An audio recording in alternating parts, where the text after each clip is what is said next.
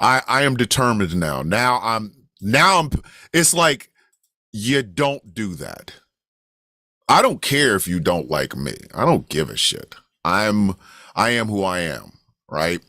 I have a son who is I love the hell out of him. He's gay. And like literally there's the 3 minutes when he was telling me and there's the 3 minutes after and nothing changed. I was like, okay.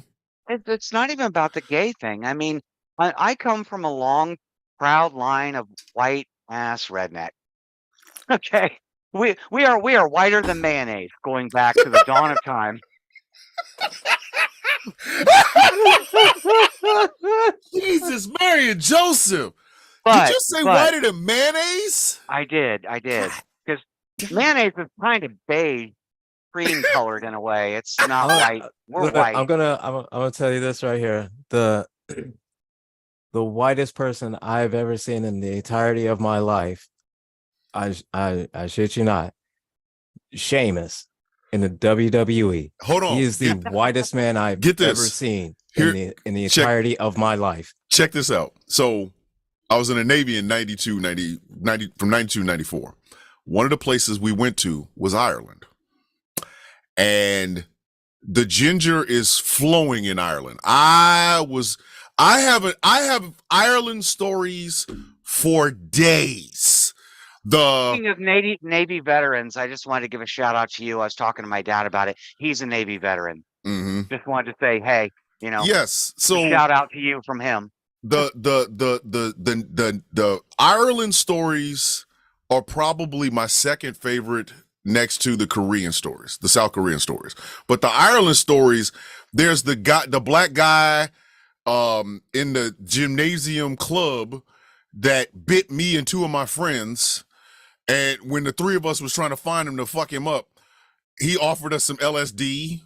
There was I had this shirt made. Oh my God. You know how you go get the shirt with the letters and shit on it? I had one of those made. And like in the front of it said, Thomas the Great or something. And on the back of it, it said there can be only one, and it's in black with white lettering. It was old English. I thought I was the shit, right? So we was in the St. James. It was a club called the St. James something. That's where you go down the stairs. It's a fucking gymnasium. It's a gymnasium. I know gymnasiums, bitch. You ain't gonna lie to me and talk about this is a rave. No, bitch, it's a gymnasium. So we walk in, there's this wall, like all the bleachers filled with Irish women. Me and my two friends, because all three of us decided to go black jeans, black Air Force Ones, black shirts. They didn't get one made. I had one made because I ain't give a fuck. We walk in there all in black, right? We just walk in and them fucking Irish women pulled us in there and they tore my shirt, man. They pulled me in by my shirt and oh my God, he said it and ripped my shit. My shit was ripped from here to here. I come out, nipples out. I like, what the fuck? And I'm looking for my friends. I am desperately looking because there's like 300 of these motherfuckers. I'm like, Mike, because one guy was named Mike Thomas, but we called him Big Mike or Mike. And there was a guy named Owen, so we called him O. And we all got, and they called me Mac. They snatched our asses up in there. I pull out. I'm like, what the fuck? Shirt all ripped the fuck up. I'm like, Mike, oh, where y'all at? O comes from the other side. Like he went underneath the bleachers to get the fuck away from these motherfuckers. He comes out, his shit's ripped all. He's like, yo, man, what the fuck just happened? Here comes Mike. Mike's the only one whose shirt didn't get ripped, but he had shit like claw marks in his face and shit. And he was like, baby, because that was his big thing. Baby, we got to get the fuck out of here. Baby, we got to leave. This ain't good, baby. We got to look. I was like, fuck it. We paid to get in here. Fuck it. I don't care. We just ain't going back past that shit again. When we go out, we going out somewhere else. And we split up to go to the back. We were all looking for the bathroom. I was like, what the fuck? I can't go without a shirt. So I'm trying to find people with fucking safety pins and shit. Like, yo, son, can you help me with this shirt? The shirt's fucked up. This black guy comes up. He's like, oh, and he has the thickest Irish accent I've ever heard in my life. Oh, Another black person. He hugs me and bites my goddamn shoulder and takes the fuck off. I'm like, what the? What? Listen, I have never said the N word louder in my entire goddamn life. I was like, the fuck you just do to me? Now I'm pissed. I am walking like I got a purpose. I ain't got no shirt. My shit's all fucked up. And some black guy just bit me in the goddamn shoulder. I am pissed the fuck off, right? Mike comes from around the goddamn corners like, baby, you see a black guy in here? I said, what'd he do? He said, bit my hand. I said, that motherfucker bit my goddamn shoulder. Fuck him. We gonna find him and fuck his ass up. So now, me and Mike are both walking. Angry ass black guys, just mad than a motherfucker, right?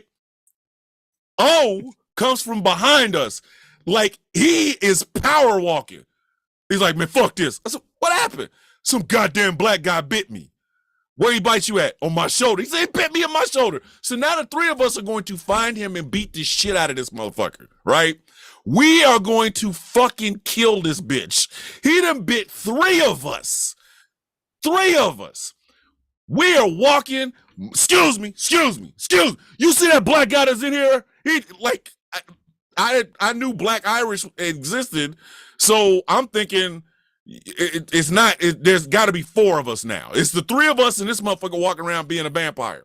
So fucking, we find this motherfucker, right? We find him, and he is with 5 other white guys. We're sizing them up. There's 3 of us and there's 6 of them. We are sizing them motherfuckers up, and we're all like 2 apiece. All right, 2 apiece. Now we just thinking, all right, motherfucker, square up, bitch. Why you bite us? What the fuck is wrong with you? So O grabbed this motherfucker by his neck, had him like this. Motherfucker, you bit, because O is from Indianapolis. Mike's from Houston and I'm from Kansas City. In Kansas City, the fight starts where you started. In Houston, I don't know what the fuck they do, but apparently in Indianapolis, they grab your throat, fuck you, and fuck your couch. So O had him like this, and these white guys like, bruh, come on, bruh. And they pull us off this motherfucker, right? So we're like, yo, man, the fuck you doing biting us and shit? I'm sorry. You want some? And it's a handful of LSD. I ain't seen that much. I've never been that close to LSD. I knew that drugs were coming into this eventually. Dog, I was waiting for it. I was wondering which one. I'm serious. I felt like the Beatles. He had his hand out like this, and it's just a pile of the fucking little papers with the elves and mushrooms and bullshit on it. I'm not gonna admit to ever having done LSD in my life, but had I ever done it, it might have inspired questionable behavior. Oh my God. So we were like, what the fuck is that? Come on, man, it's LSD. Try some. And Mike, because Mike was always our bad conscience. Mike was the one that always, no matter what the fuck we were thinking about doing, Mike was the one that was like, you know, he was always the questionable one. Always gonna be like, we gonna do it or not. I don't give a fuck. I'm always the conscious, like, hey man, you understand piss tests happen all the time, dog. This smoking of the weed can probably not happen. Because you never know. So basically what you're saying is like, you were like, the good, the bad, and the ugly. Yes. And so Mike's ass is over here like, wait a minute, baby, wait a minute. And we are sitting there, the 3 of us, in this loud ass gymnasium, going, and Mike is going, but does LSD show up in your blood? Does it show up in your piss, baby? And that's when O looked at him like, does it show up in your piss? All right, new suggestion, new show, story time. Because we've got some ridiculous ones. But not to take away from your humorous story, which it was very much. Just going back to your granddaughter, I was just bringing that up. My granddaughter is going to be 4 in March, and she's a little girl of color. Oh, That's where I was saying, like, my family's whiter than white, but my daughter is with, a person of color, and they had a child yeah. who was a person of color. And I had a friend, and I've stressed the word had, because when I told them that, my granddaughter was born, I showed them a picture, and God, she's so gorgeous. And I'm terrified for what she's going to face in life. Mm. This friend looked at me and was like, "You're okay with that?" Okay with what? Um, Humans loving humans and making more humans? I will never understand that. Like, y'all understand we fuck, right? Like, not only do we fuck, some of us have a reputation of being good at fucking that other people hear about it and go, hey, I can't wait to fuck that guy. Yeah, I mean, And like they make somebody- it, it's like a Rocky movie. dedicated to it. Exactly. It's like a Rocky movie. Somebody thought I was good enough at it at least 3 times. Exactly. 3 kids to show for it. I mean, I got kids that, and they're like, well, yeah, you're okay with being in an interracial relationship? I'm like, I stopped noticing she was a white woman 10 years ago. Like, I'm not playing. I don't even, my wife, I don't even look at her as a white woman anymore. And plus, she don't claim white. She will claim Amazonian quickly. Because white people do some stupid shit. My wife will be the first person to put distance between them. I will stand side by side, shoulder to shoulder with your wife like, and be you watch your guy. My wife will tell you. She will tell you in a fucking heartbeat. She'll go, I am not white. Stop saying that. I am Amazonian. She will claim the Amazons before she claims. And it's like, I am not white. I am not white. I am a conscientious objector.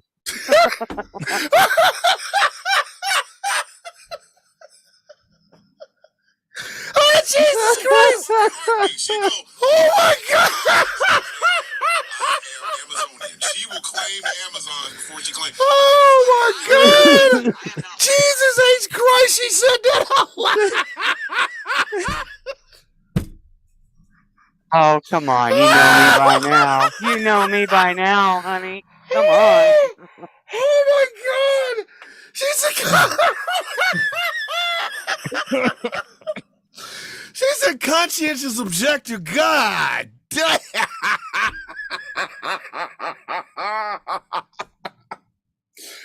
Oh shit. Oh my God. This is why I say I bring no humor to this show. It's just you and Gilbert. Y'all just be saying shit.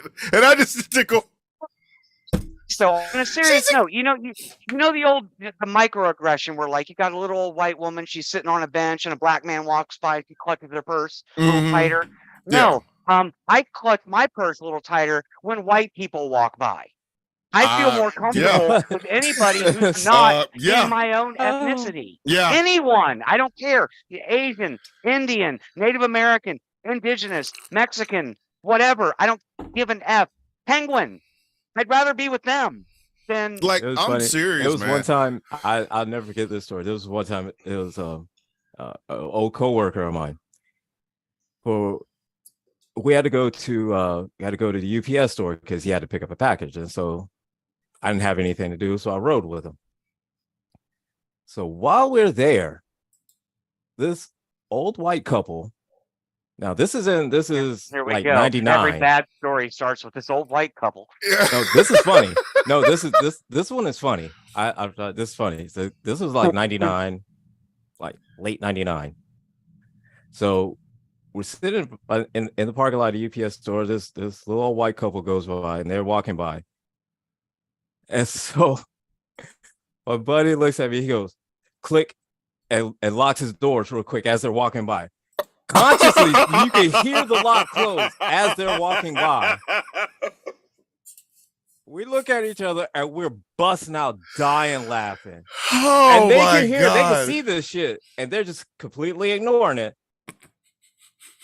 As they're hearing us laugh as we locked the door and then unlocked it as they walked past. Oh my God.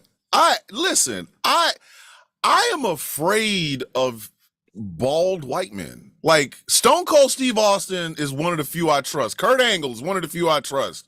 But because you never know, man. You never know. These are celebrities, and in most cases, celebrities are a little more aware. Stone Cold Steve Austin's not gonna shoot up a Walmart. No. But the guy with the wraparound No. Oakley sunglasses, you gotta watch that motherfucker. Better watch him because he's that one. He could be that one that just, he's had a bad day.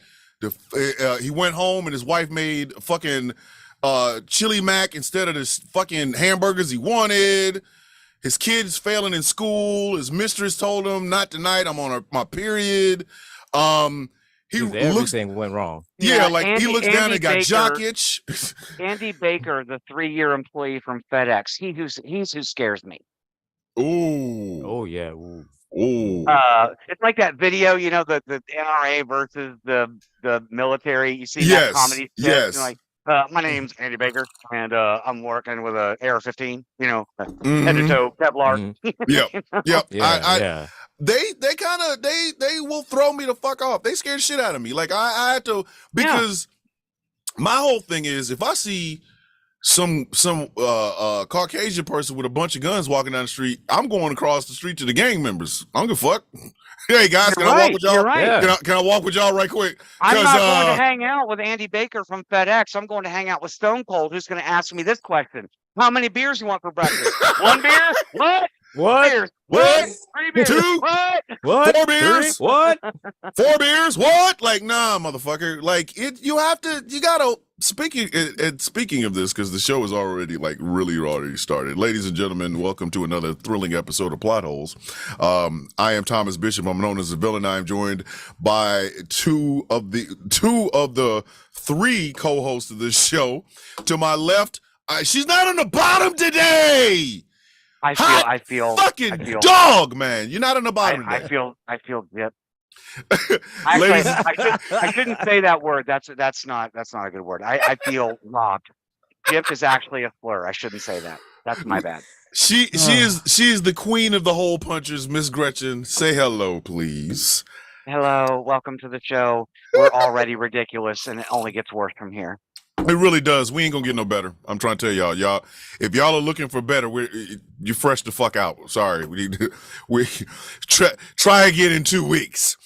To the bottom, which is weird. Wow. The Okay, calculating. 2023. It's okay. I know the calculating villain hey. himself. Stay woke, man. Stay woke, man. Stay woke. Shit, Jesus, Mary and Joseph. Mr. Angry IT Nerd, say hello, Mr. Nerd. Hello, everyone. How's everybody doing out on Beyonce's internet? I swear, Finish man. the intro. I need liquor. I'll be right back. Go ahead. All right, so this time we are delving deep into the Expendables universe, which, by the way, Angry, I'm really mad at you, man. Why the fuck you ain't tell me there was a Continental coming on Peacock, man? The fuck?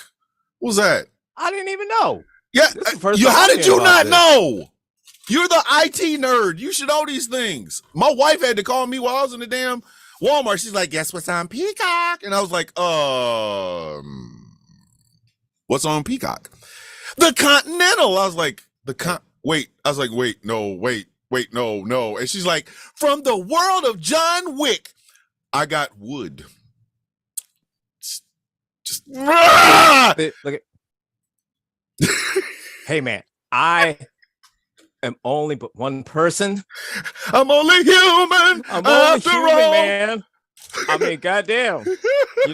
I may be a child of Rao. Yes, you are. Yes, you are. I may be a child of Rao and straight up Kryptonian, but you know what? Damn it, man. Damn it. Some things. There's just some things, man, that just happen. I can't even really be mad at you. I mean, I'm making Vaders on hot dog carts. I mean, shit's wild, man. Shit's Wait crazy. a minute. Hold on. Are you telling me? Matter of fact, this in this one, this alternate ending, I'm dedicating it to Gretchen. Oh, this one is going to be dedicated to Gretchen. Oh, I can't wait. This is so adorable. Like, I can feel the love in here. Is there ever gonna come a time where we do like them knockoff movies, like I don't know, fucking Bloodsport 3? Man, not Bloodsport. The Dark Kumite. I am telling you, I'm so fucking serious. I am advocating for us to review. Not fuck going to Bloodsport. We're not that one. We're not doing I'm the all trilogy. for it. We're doing straight to VHS movies. We're going yes, straight to the Dark Kumite. Straight to it. And I hope to have that one playing in the background while we talk shit about it. I am all here for it, but can we not gloss over the fact that Jean-Claude Van Damme in this movie plays a character named Villain or Villain? Villain. It's Villain with one missing L. Come on. First off, it's Villain. You got to be fancy. You got to have the pinky up when you say it. Listen, first off, just to start this motherfucker off, I have never seen more of a cured ham than Jean-Claude Van Damme in this motherfucking film. That man hammed it up. I am surprised at one point he did not turn into a boar. That motherfucker ham. I don't mean to be ageist either, but he is not aging well. Oh fuck no! I'm surprised I didn't see this movie is 11 years old. I'm surprised I did not see one splits. Right? Not one. Not a fucking split. Oh. I mean the kicks, I could. Yeah, but it's obvious the kicks, but not one split. Not a single one. That's the interesting thing though about martial arts. Like as you get older, you lose strength, you lose speed, and all that stuff. If you're a flexible person and you maintain it, you can actually carry that into your 90s. If you're super flexible and maintain it, you could do the same stuff in your 90s as you could in your 20s. So he's just not keeping up with it because he should be dropping splits like yesterday. I tell you what, one thing I will be the exception to the rule is motherfucking Michael Jai White. I'm still afraid of that motherfucker. Michael Jai White is going to be scared like seriously. I don't know what it is, but that man either doesn't age or he really does this shit for real. Like he has thought of ways of fucking you up. I was watching some shit last night where he was thinking in his mind how to beat this dude, and he was beating him at the same fucking time using the same moves. I was like, bruh, I ain't fucking with this man. I was like, I saw that. I saw a clip on that on TikTok. He is scary. He's fucking scary. And despite the fact that Spawn was a horrible movie, he was awesome in Tyson. He was amazing in Tyson. Yeah. So here, this Jean-Claude is aging like a banana in the sun, and that's something a white person said. So if anybody gets mad, I ain't the one that made that joke. So I heard like glass of milk someone left on the counter for 3 days. Here, like I looked at it through this whole film, and all I kept saying, "Well, he needs some milk." Like, bro, done curdled. He needs more than that. That motherfucker look. It also looks like he'd been dried out in the sun too long. Yes, that motherfucker looks like he is he's a sun dried tomato. Like dead ass. That motherfucker is not like you made into juice that even Worf would be proud of. Ooh, good. You said Worf. Jesus, man. Well, prune juice. It's a warrior's drink, right?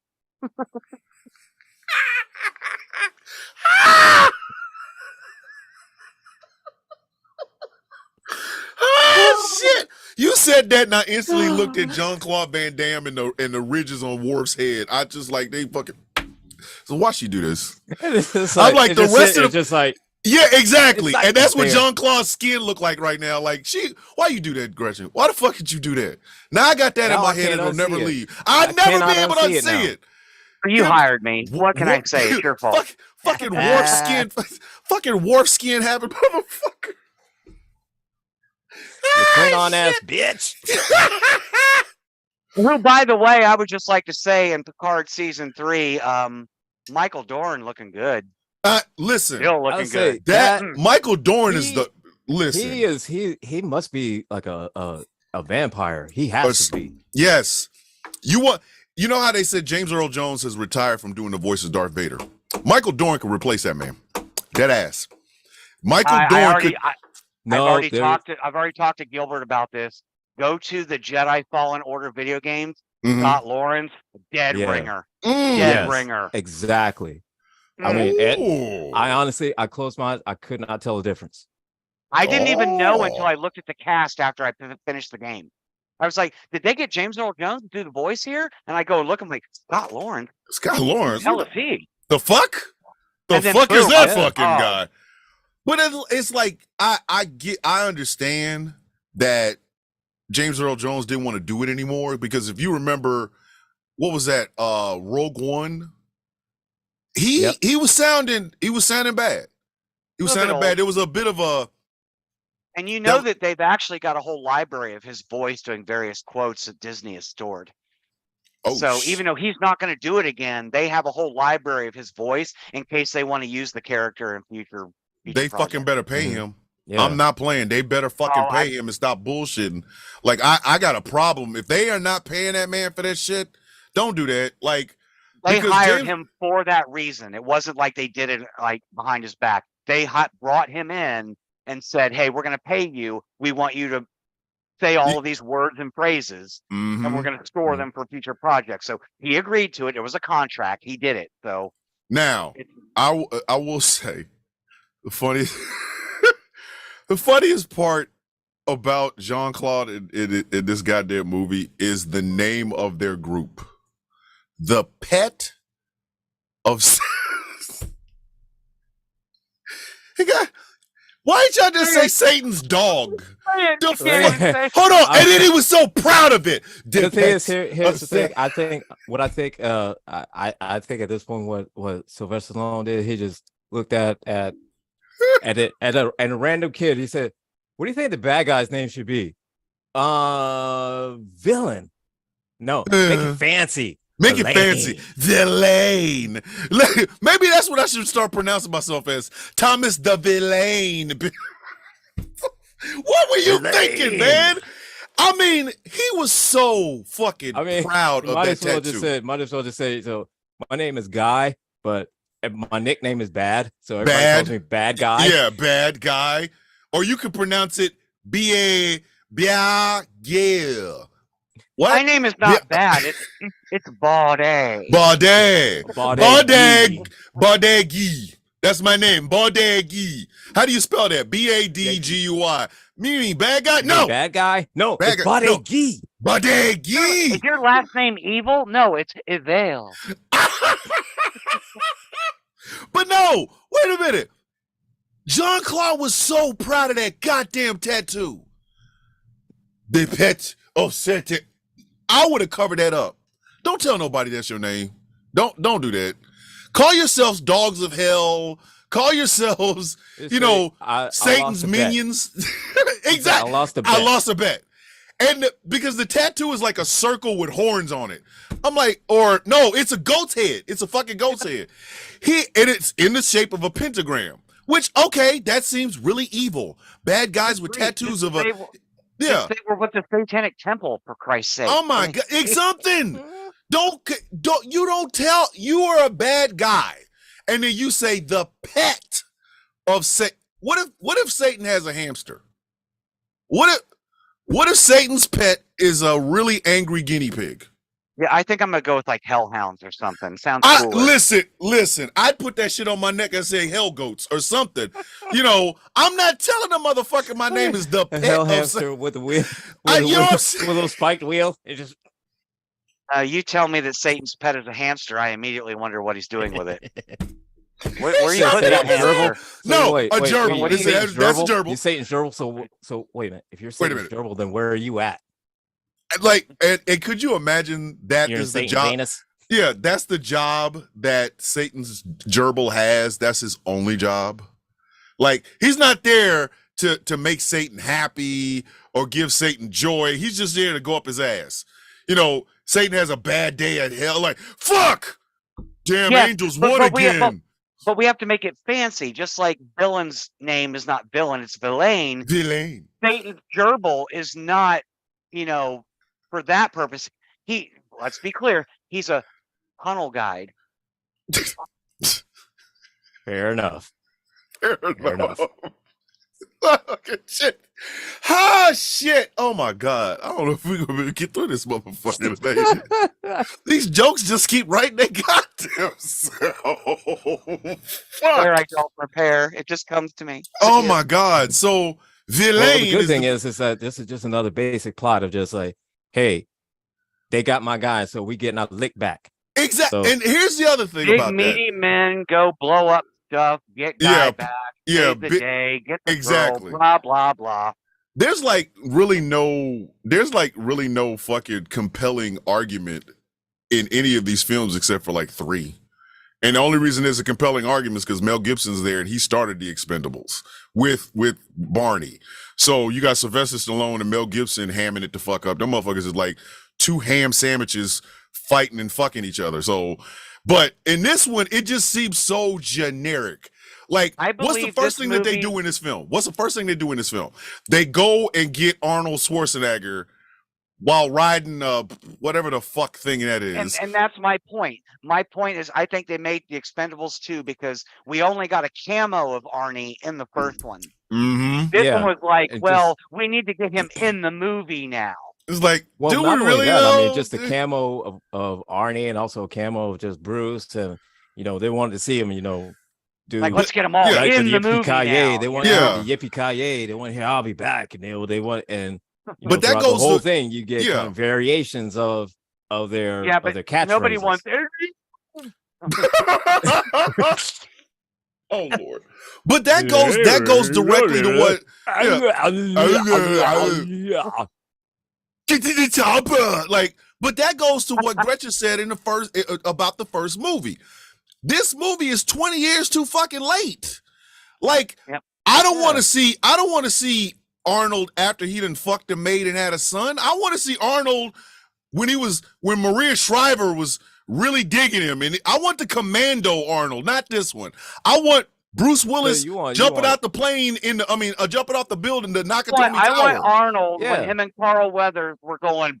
Yeah, when that exactly. Yeah, The- you the want, That's big- what I want. Yes, the you big want the meaty Commando men Arnold, not slapping Last meat. Action Hero Arnold. Yeah, I wanted big meaty men slapping meat. I didn't want old people fucking. I didn't want this. Like, Terminator meat with it all swinging in the Yeah, wind it's- while he it's was like walking they're- up on Bill Paxton, like.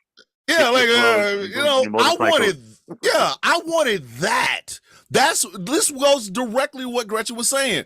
Yes, it is fantastic to see Sylvester Stallone and Jean-Claude Van Damme throw punches. I don't know how in the fuck Sylvester Stallone won, but then again, we didn't get the splits. This shit is old people doing old people shit with Liam Hemsworth, who, by the way, I feel really bad for him. I do. There's 3 Hemsworth brothers. Everybody knows this. There's 3 of them. Yeah. Liam is the youngest. Yep. His middle brother was in Westworld.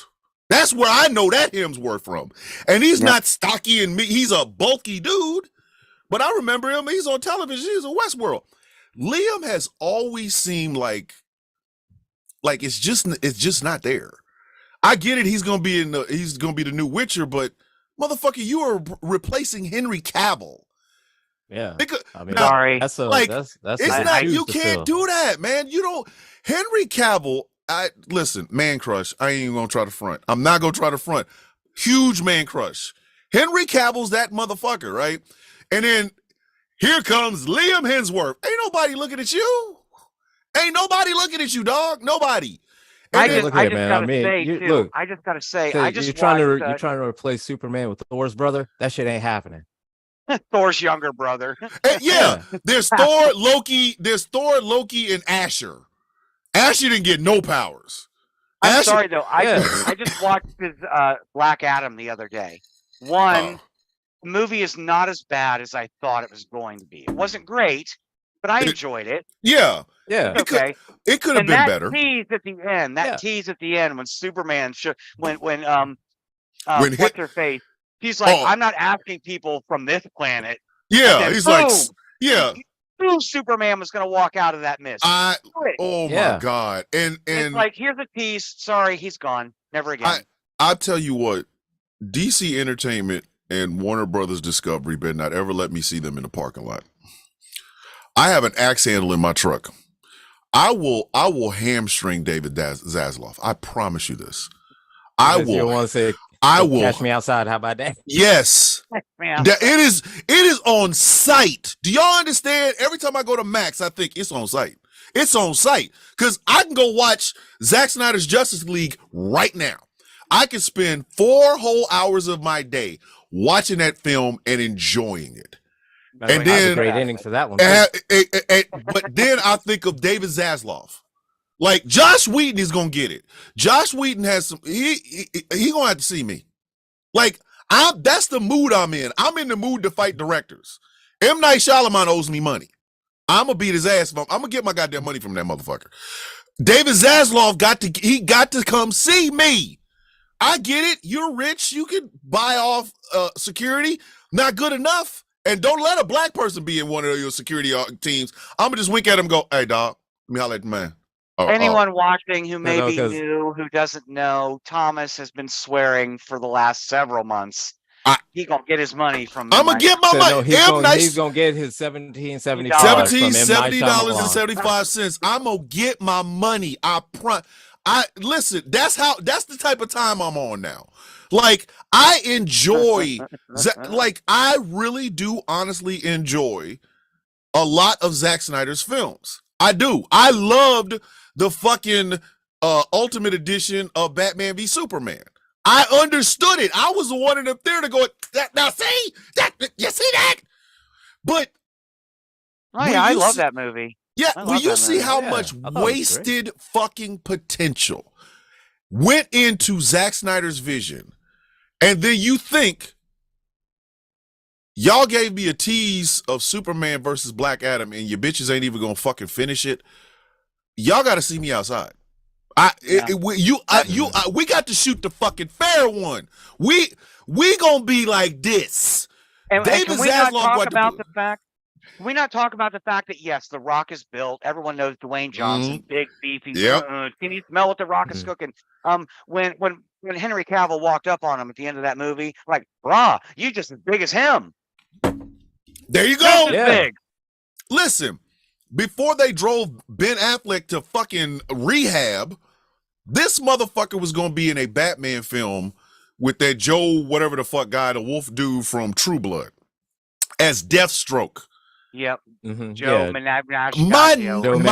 Mangello. Yeah. Joe Mangina.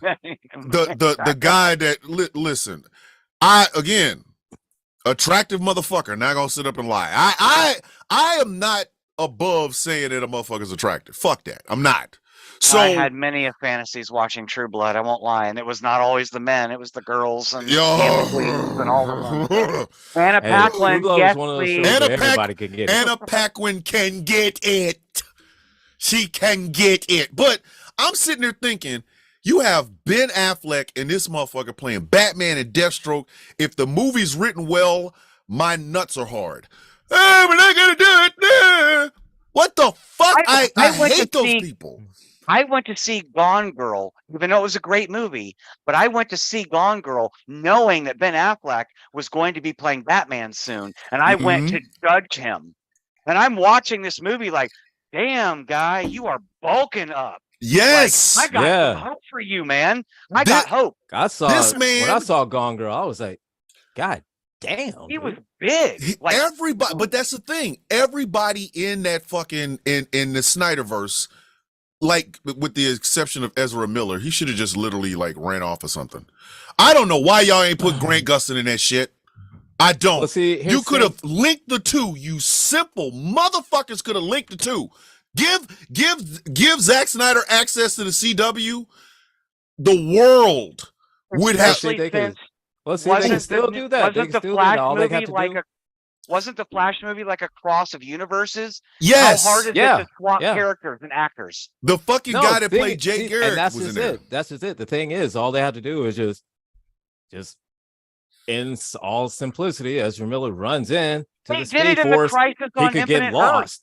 He did it in the Crisis on Infinite Earths in the WB series. How many dudes played Superman in that show? You had Tom Welling. You had Brandon Routh. You had Tyler Hoechlin. Tyler Hoechlin. And the one that could have fucking showed up, the one that wanted to fucking show up, the one that could have been, it would have made that shit better if Henry Cavill had flown in from an alternate universe and Tyler Hockner was standing there looking at him. Like, Clark Kent. I mean, they did. Ezra Miller and Grant Gustin did a crossover during that fucking shit. Yeah. Like, yeah, they had a scene together. Yeah. And And the thing is that all they had to do was just he runs to the Speed Force, he gets lost in the Speed Force, and who pops out? Grant Gustin. They gave Kevin Conroy on-screen live-action Bruce Wayne. Yeah. had him in the suit. You can do anything. Had him wearing the suit from Kingdom Come. Are you fuck? Yep. This is, and shit like that makes me want to punch David Zaslav in his mouth. Like, you canceled the Batgirl film, but you filled Max with shit like Home Fixer Upper. If you don't put one of my, don't put my left nut in your fucking nostril and shut the fuck up, bitch. I need to do a petition or something. We got to get this Batgirl movie out. I have to see it. It was fucking fantastic. Fucking Brendan Fraser played Firefly. Yeah, what I heard and read about the Batgirl movie, it was amazing. It was going to be amazing. I have to see it. I have to see it. And I'm not just saying that because there's a trans character in the movie, which is great. Yeah. But Batgirl is a woman of color. It also starred Michael Keaton again as Batman. Yes. Yep. You know, I mean, you got all the elements right there. But that's what, and you know what? I'm going to link this to Expendables 2. I'm going to show you how this works. The studios had access to all of the actors in Expendable 2 20 years ago. Mm-hmm. Sylvester Stallone is a writer. Above everything else, he is a writer. He won a fucking Oscar for writing Rocky.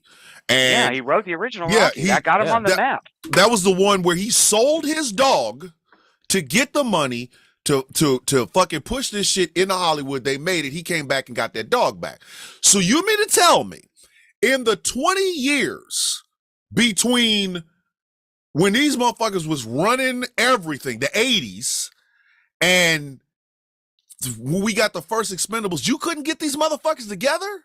Are you fucking with me? The part that Jason Statham played could have easily been played by Jean-Claude Van Damme or another fucking actor at the time. You could have made all on your parade. I hate to rain on your parade, Thomas, but we're not talking 20 years. It's 2023. We're talking like 40.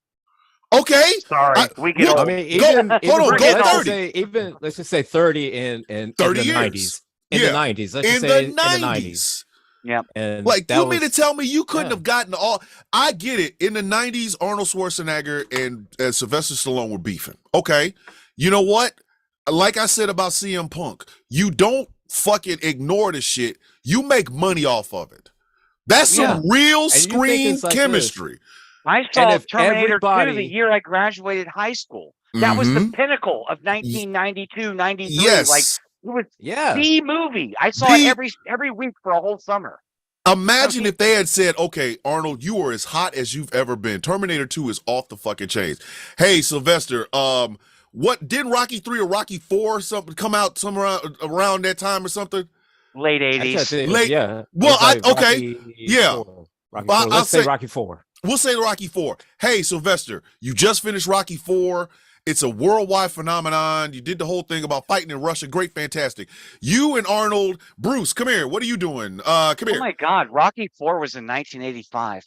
Got to be more careful. Okay, but he still could have done Rocky 5. Rocky 5. 5 was 1990. You could have recasted this whole film using Kurt Russell could have played Jason Statham's part. Yeah. Kurt Russell. You could have gotten Donnie Yen or Michelle Yeoh to play Jet Li's part. Dolph Lundgren was still, we're talking about young, swole for no reason. During that time, it wouldn't have been Donnie Yen. It would have been like Bolo Young. Bolo! Yeah, Bolo would have been perfect. Bolo would have been perfect. Jackie Chan. Jackie Chan could have done it. Jackie Chan had a cameo in Enter the Dragon. He was in that movie. I mean, he was around. He was a stuntman mostly, but or even Brandon Lee.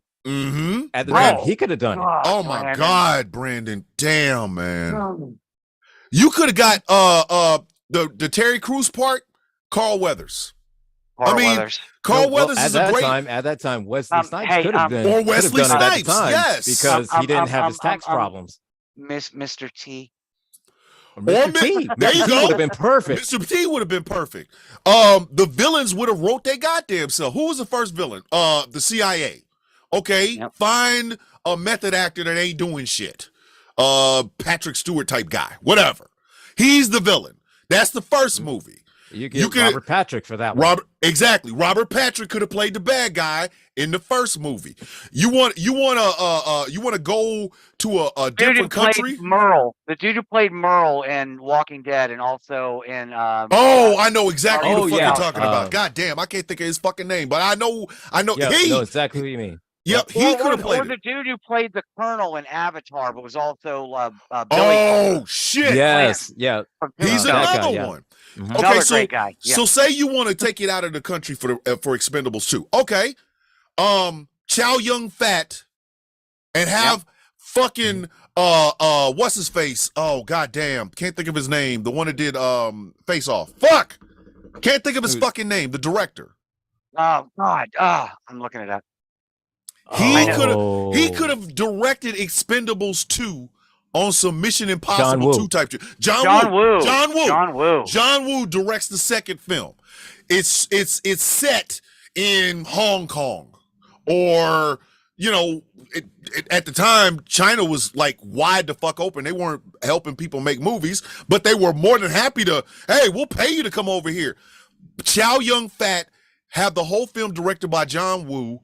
Fuck it, it's a license to print money. So then by the time the third film comes out, let's say you give it 2 years apiece. Expendables 1, 2 years later, Expendables 2, 2 years later, Expendables 3. If you want to use Mel Gibson then, this is young Mel Gibson. This is Braveheart Mel Gibson. This is he's Academy Award winning actor before the fall off, because I don't care. Anti-Semitism and all that. Yeah, bullshit. exactly. Yeah. I was looking at the fucking trailer for the Continental. He's in it, and it instantly I was like, fuck Mel Gibson. But in the 90s, Mel Gibson.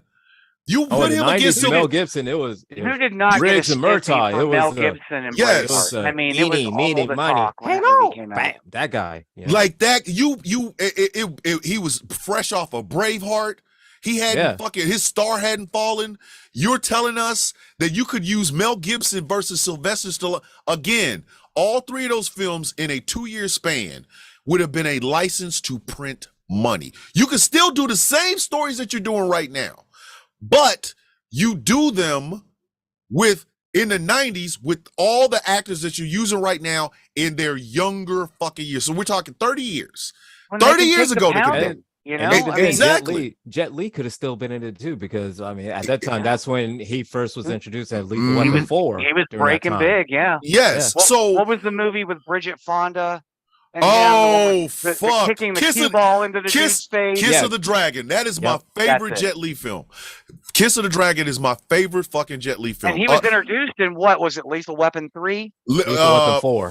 4. So, with the whole Beretta, grab the Beretta. Yes. Yep. Thing, so Lethal Weapon 4. I think that's what I think frustrates me so much about movie studios, because don't get me wrong, I am suffering a bit from superhero movie fatigue. I really honestly the fuck am. And it's not just DC, it's Marvel as well. But they keep pumping these motherfuckers out. The problem is you have one company that will oversaturate the market. Like, you gonna get TV shows and movies from Marvel. MCU gonna give you some shit.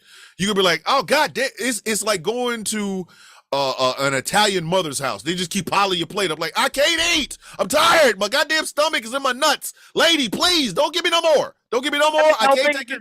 Yeah. Like, goddamn, I gotta go to the bathroom, but shit, do you have any laxatives? That's the only thing I can put in my stomach now. You done fucking fed the shit out of me and I gotta take a dump.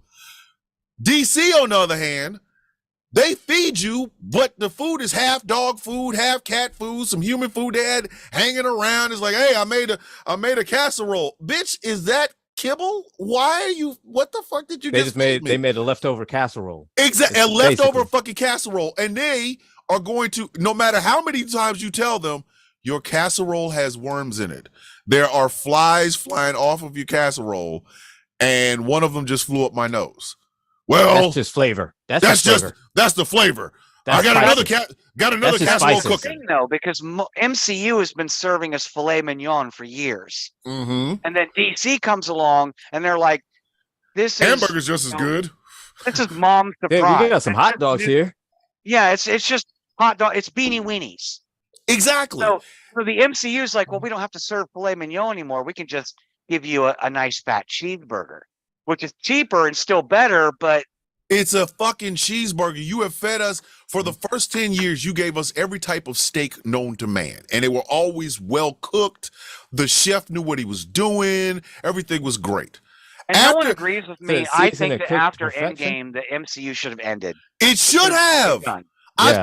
I have told people, as excited as I am for the Kang Dynasty, I can't. I physically cannot do it. You're killing me. He is I the watched only thing that Loki. even Well, saved see, Ant-Man and Quantumania. Exactly. Well, see, here's the Only thing. My thing. thing is that I think that they should have, if they wanted to do this whole Secret War, Secret Invasion, great, cool.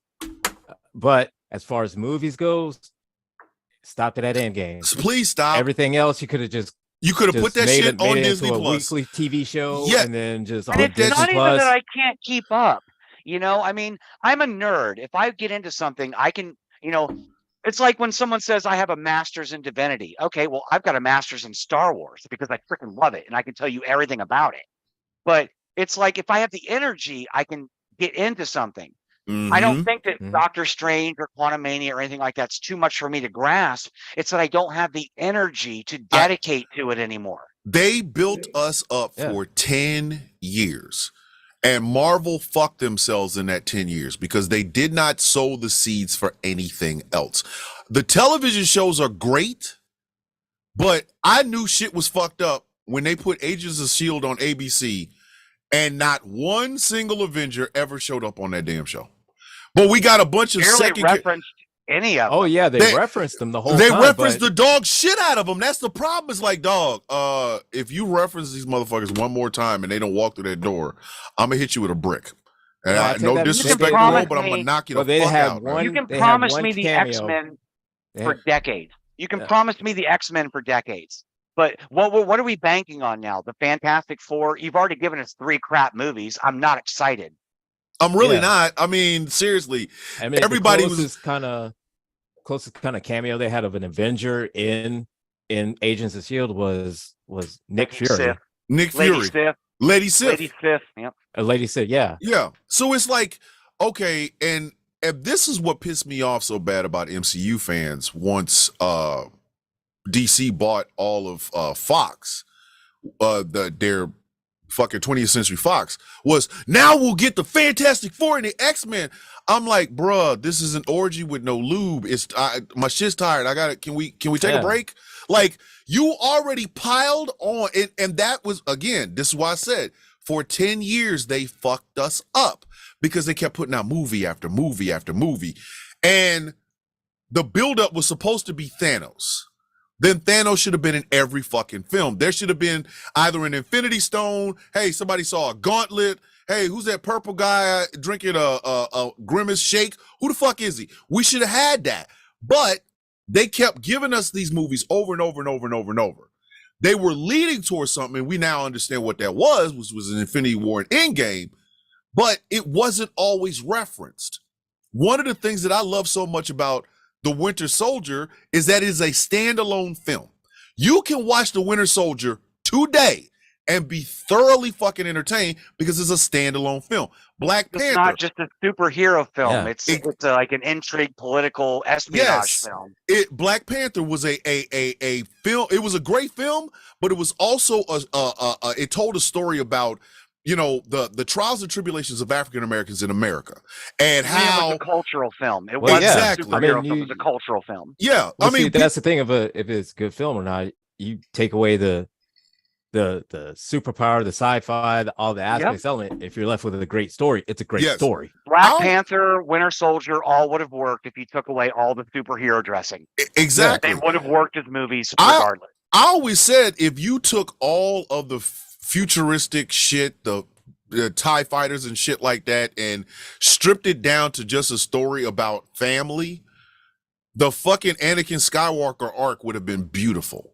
Like, could you have, and I've done that. I have actually done that.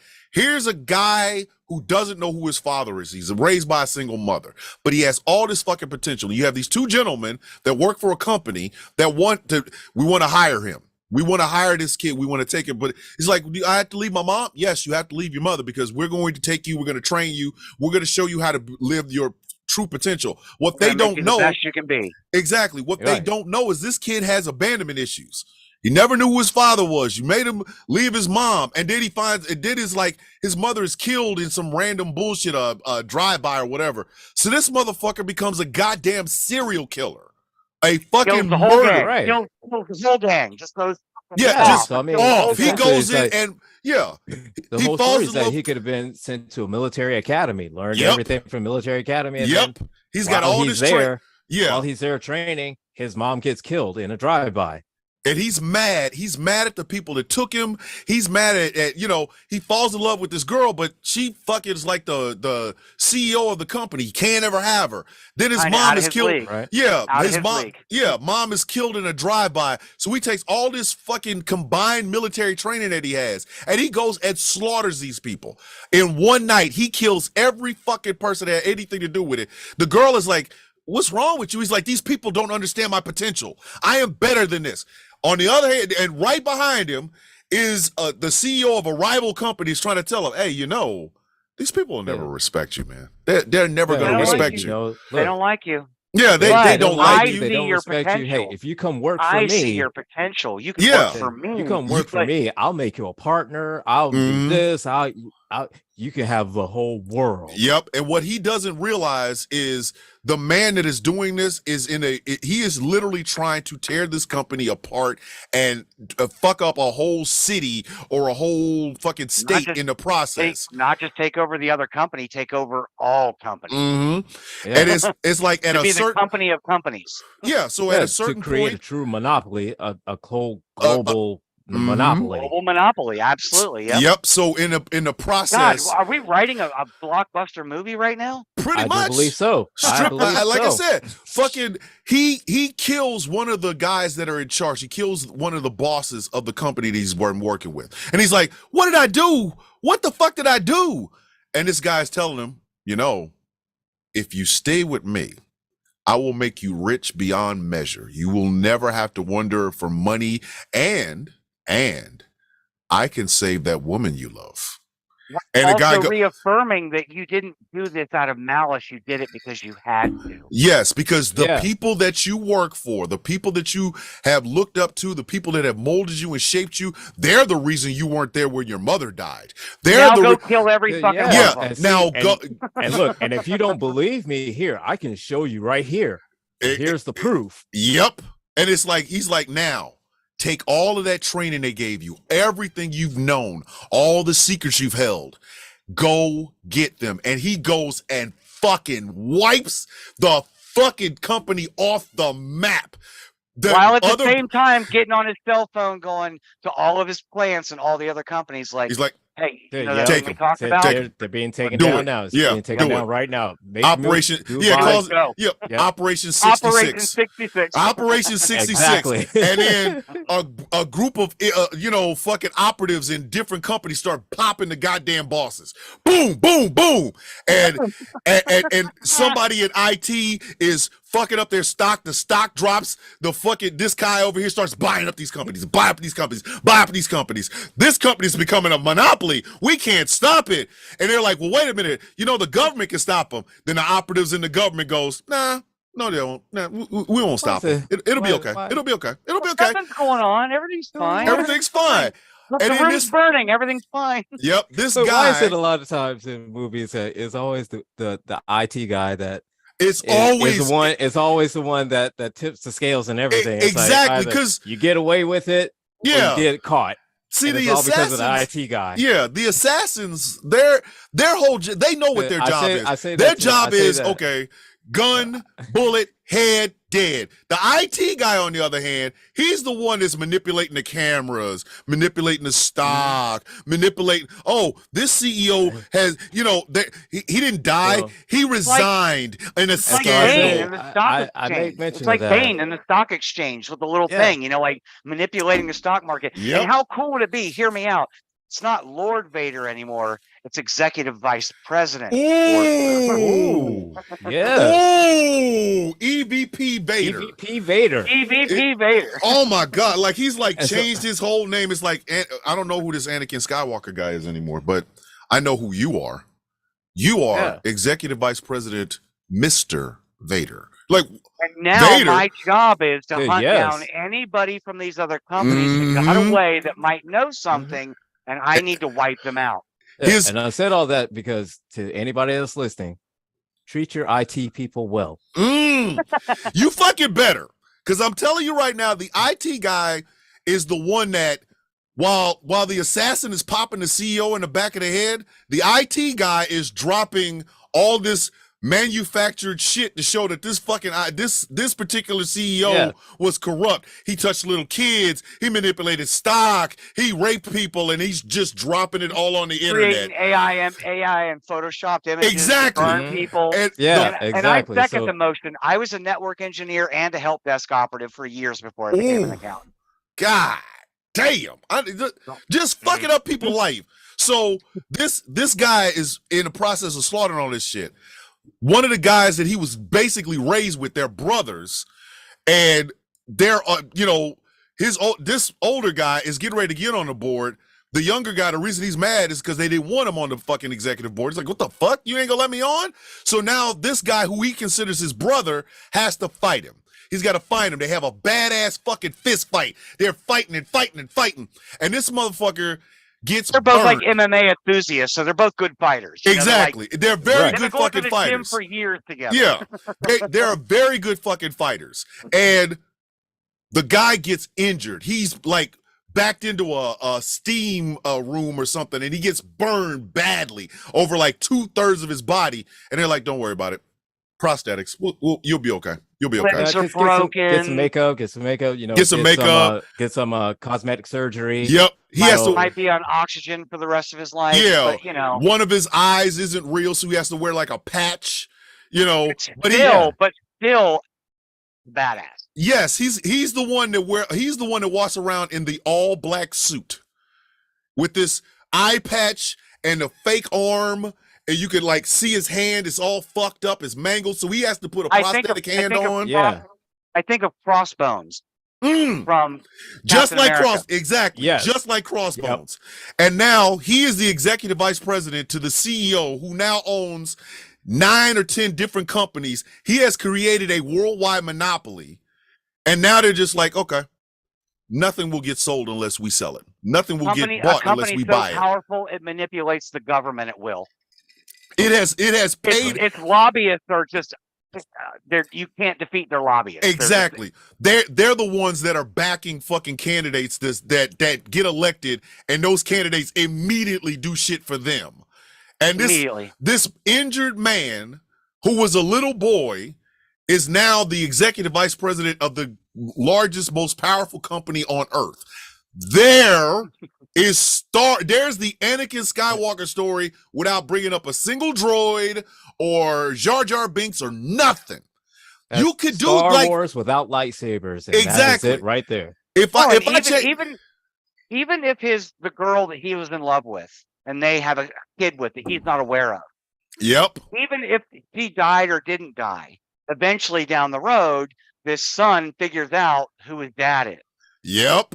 Like the girl, the girl, and maybe goes to work for the company. At least that was his plan. He wanted to work for the company. He wanted to work for the company.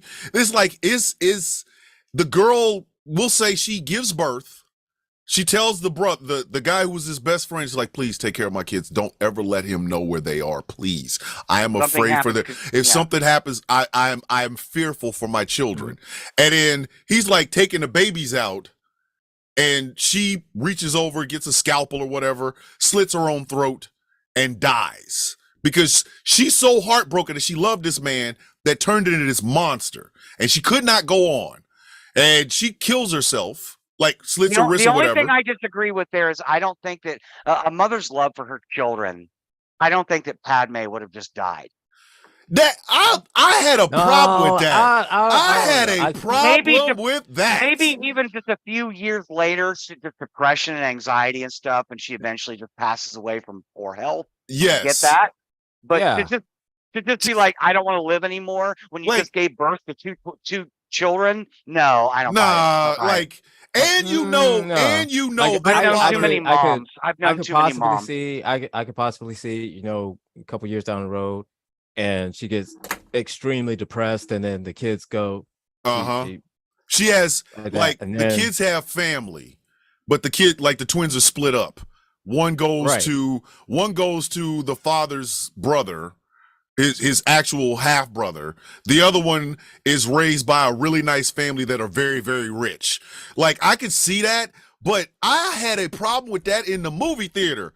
For whatever reason, she's dying. What the fuck? Huh? I've known too many Yeah, that- moms who do too much and give too much for their children to just think that any of them would just be like, well, my boyfriend or still my does- baby daddy and- wasn't worth it, so I'm just gonna Yeah. die now. My husband was No. such a horrible human being. Like, she finds out he done killed Yeah. all these people, and then she dies of a broken heart. Broken heart. And Now, that's I- the thing. also- That's the same it thing. I also couldn't understand contradicts- either.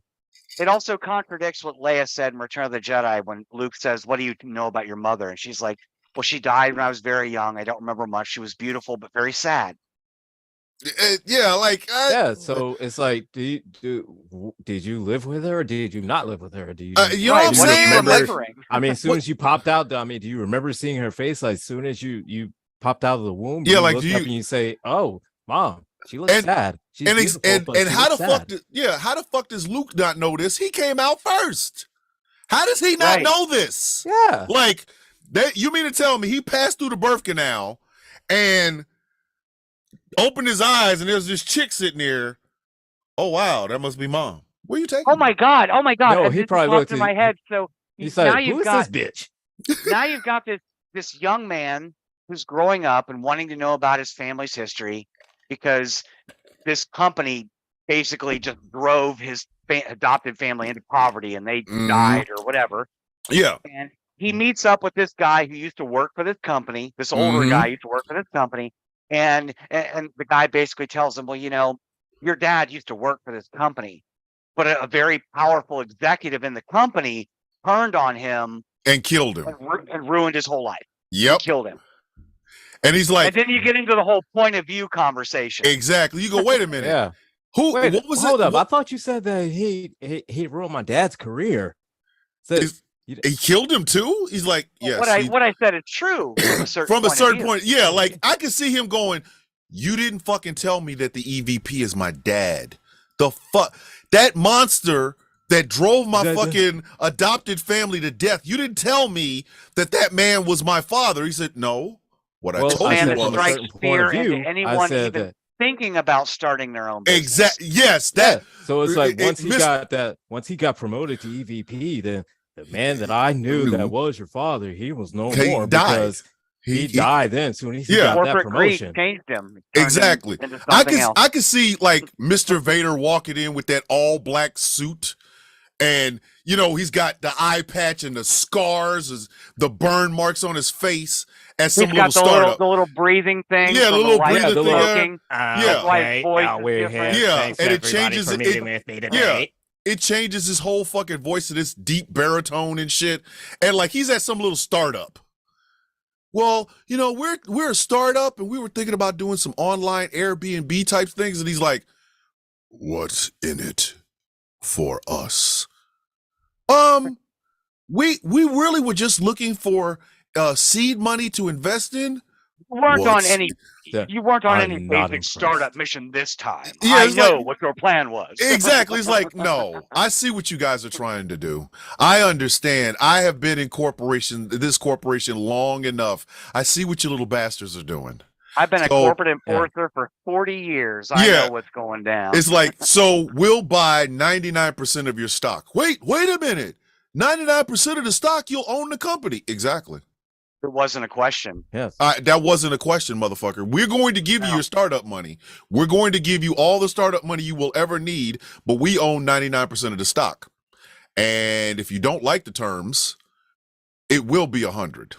I am We'll just- altering the deal. I'm Pray I on- don't yeah, alter pray the on deal it. further. Oh my God. Further. That could be his line. That could be his fucking line. Yeah. Walking out the Every door. time He's- he gets so he says, yeah, every well, time. I thought we had a deal.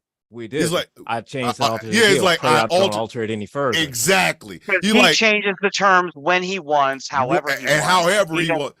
He doesn't answer give to a fuck. nobody. Yeah, like he doesn't even look at him. He's walking out the door, and they're like, "Wait a minute, but I thought we had a deal." He's like, "I'm altering the deal. Pray I don't alter it further." That's Boom! because Right off- out the goddamn off screen- door. Yeah. That's because off screen he's on a video call with the CEO, and he's like, "Well, this is my idea," and the CEO's like, "I don't like it. Do this." Okay. Like, And he's like, Right. "Yes, yes, boss. sir. That's Yeah, the thing. yes, Yes, sir. boss." Yes. Yeah, like, And and he'd be one of those on the Bluetooth thing. He said, like little "Yep, Bluetooth, just absolutely, boop, boss. Sure thing." Boop. right there. Roger. He No. goes down. He has the nicest fucking limousine. He goes to the fuck. He has an entire whole penthouse to himself. Whole goddamn penthouse. He lives on the top floor. Every floor underneath it is still his. And he goes and he's reminiscing and he's feeling sad, but he understands what he's done now. Like he's really in this Yeah, the at this point, redemption. he Yeah, gets the up to his redemption. penthouse. He pours. Yeah, He pours his it's- Jack. He Yep. pours a drink of Jack. And he just sits there and just. All the windows are blacked out. That- that- Everything in the Our everything boy in the house doesn't is drink black. Jack. He's sipping 7-year-old scotch. Exactly. Oh, And the- excuse me, Scotch. everything, every fucking piece of furniture, everything in the house is black. The Black, windows are shiny blacked black. out. Yeah. You Yeah. know, his bedroom has black sheets, black blankets, black pillows. His bathroom, he has made his bathroom into this dark place. Like the mirror itself, he's got like 3 mirrors. They're shaped like this, and all them motherfuckers, they black out until he looks at them. When he looks, they light up, and he sees the scars, and he sees what he's done. Meanwhile, his son is learning all these things about his dad. Is like, you never, like, he's talking to this old man like, you never told me my father was All this the bastard. corporate tricks and all this stuff. That Yeah, goes he's into learning. working in a corporation. And Exactly. how to take one down. He's watching the little startups get sucked up. Like he's reading a newspaper. This little startup that started up a week ago has now been owned by this corporation. They While at the bought same 99% time of the stock. While at the same time supporting another startup that's kind of off the grid Yep. Yep. and Yep. slowly building its presence up, but has so far gone unnoticed, or Yeah. at least to the point where no one takes it seriously. He meets because he meets the woman that is his sister. He doesn't know it's his sister yet. He understands she comes from a very rich, powerful family. And she is working with these little startups to try to take this company down. And Yeah. he's like, "Who are you?" He says, "Well, who the fuck are you?" And there's the CAD, the rogue guy, which would be Han Solo. You know, he drives a cherry red Mustang. It's the fastest fucking car ever. Of course, It's Yeah. also like 30 years old, It's heavily modified. It's got Yeah. a big blower out the hood, but it's rusted around the edges. a Yeah, bit. he has a dog that he's loyal to, and like the dog is vicious. That motherfucking dog will bite your fucking face off. That's how loyal he is to this guy, and this guy is loyal to this dog. And he's Right, the one. Choose And a just, dog you loves gotta you. think about it like this. He just got let go of that same company. Yep. He just got let go. Well, he He's worked feeling a for little them and salty then about quit. it.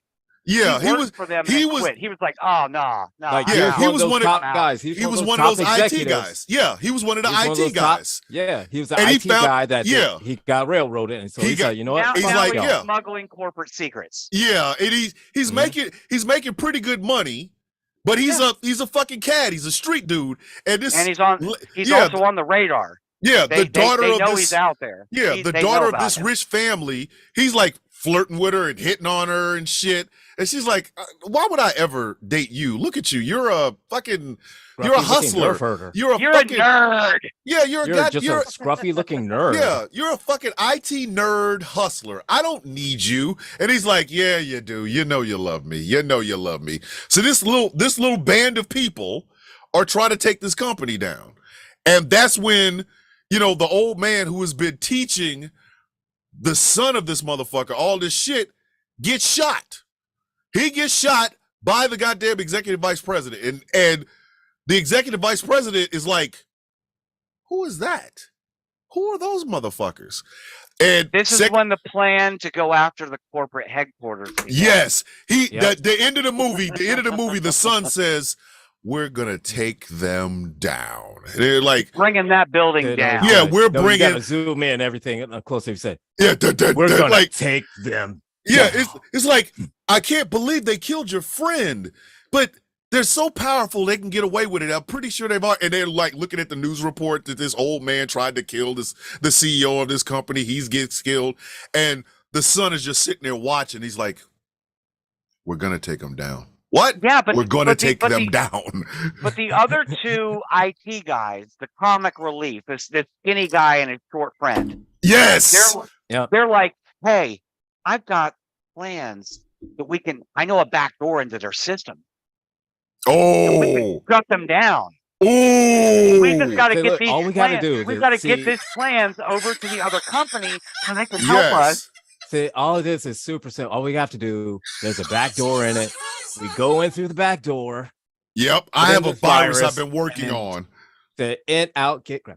Boom. And we're going to shut that building down because, you know, we don't know it yet, but somebody who used to work for the company built in this secret back door and didn't tell anybody until now. So exactly. Yeah. We know a way to literally bankrupt these people and give all the money they sucked up back to the folks. At least this division of the company, one division anyway. Yeah. So it's like they know this, and literally as the story progresses, like the second part of the story is this kid finds out this motherfucker, Mr. Vader is your father. And you're going, what the fuck? How are you my dad? What the fuck? He's like, I'm your father. I know exactly who you are. I know everything about you. He don't know he got a sister. Job. Yeah. How the fuck do you think you got this job? How do you think you know these things? How do you think you were so good at this shit? You're my kid. And he's like fighting against it. He's like, no, fuck no. You're not my goddamn father. No, you're not. You can't be. Now, Mr. Vader doesn't. Your knowledge of corporate experience is impressive, but you are not an executive yet. You're not an executive yet, motherfucker.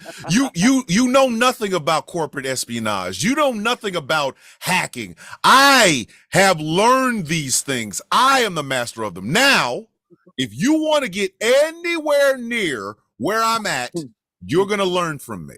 And the kid is like, join me. Yeah, you're gonna join me in this shit. And the kid's like, come work for me, kid. Yeah, and together we'll rule this entire I know company. who you are. Look, you come we'll work right under me. I'll teach you everything I know. You be EVP, that just like that. Exactly. Yep. And then get rid of the CEO, and we will take over, and we can rule this company as father and son. And that's when he drops that shit, and then the kid escapes. But now he's conflicted as fuck because holy shit, all the evil in this fucking world, all the monopoly that has been done, the man that sits next to the CEO is my dad. Now, he doesn't know the rich girl is his sister, and he doesn't, the EVP does not know he has another child. So, third fucking film, they have kidnapped the CAD and shipped his ass off someplace and has him like in a black site because they have a whole pool in the CIA. They put this motherfucker in a black site, an extradition in a black site. Now they got to rescue him. So just like the way that Batman locked up Hush in Arkham Knight. Yes. Put him in the vault until the night is over. Then we'll deal with it later. But lock him up in the corporate vault. So they rescue him, and now it's like he's still learning, and he's talking to his older friend. He's listening to his tapes or whatever. He's listening to the tapes from the Yoda character, which would be like he was the one that was actually running the other company that fell.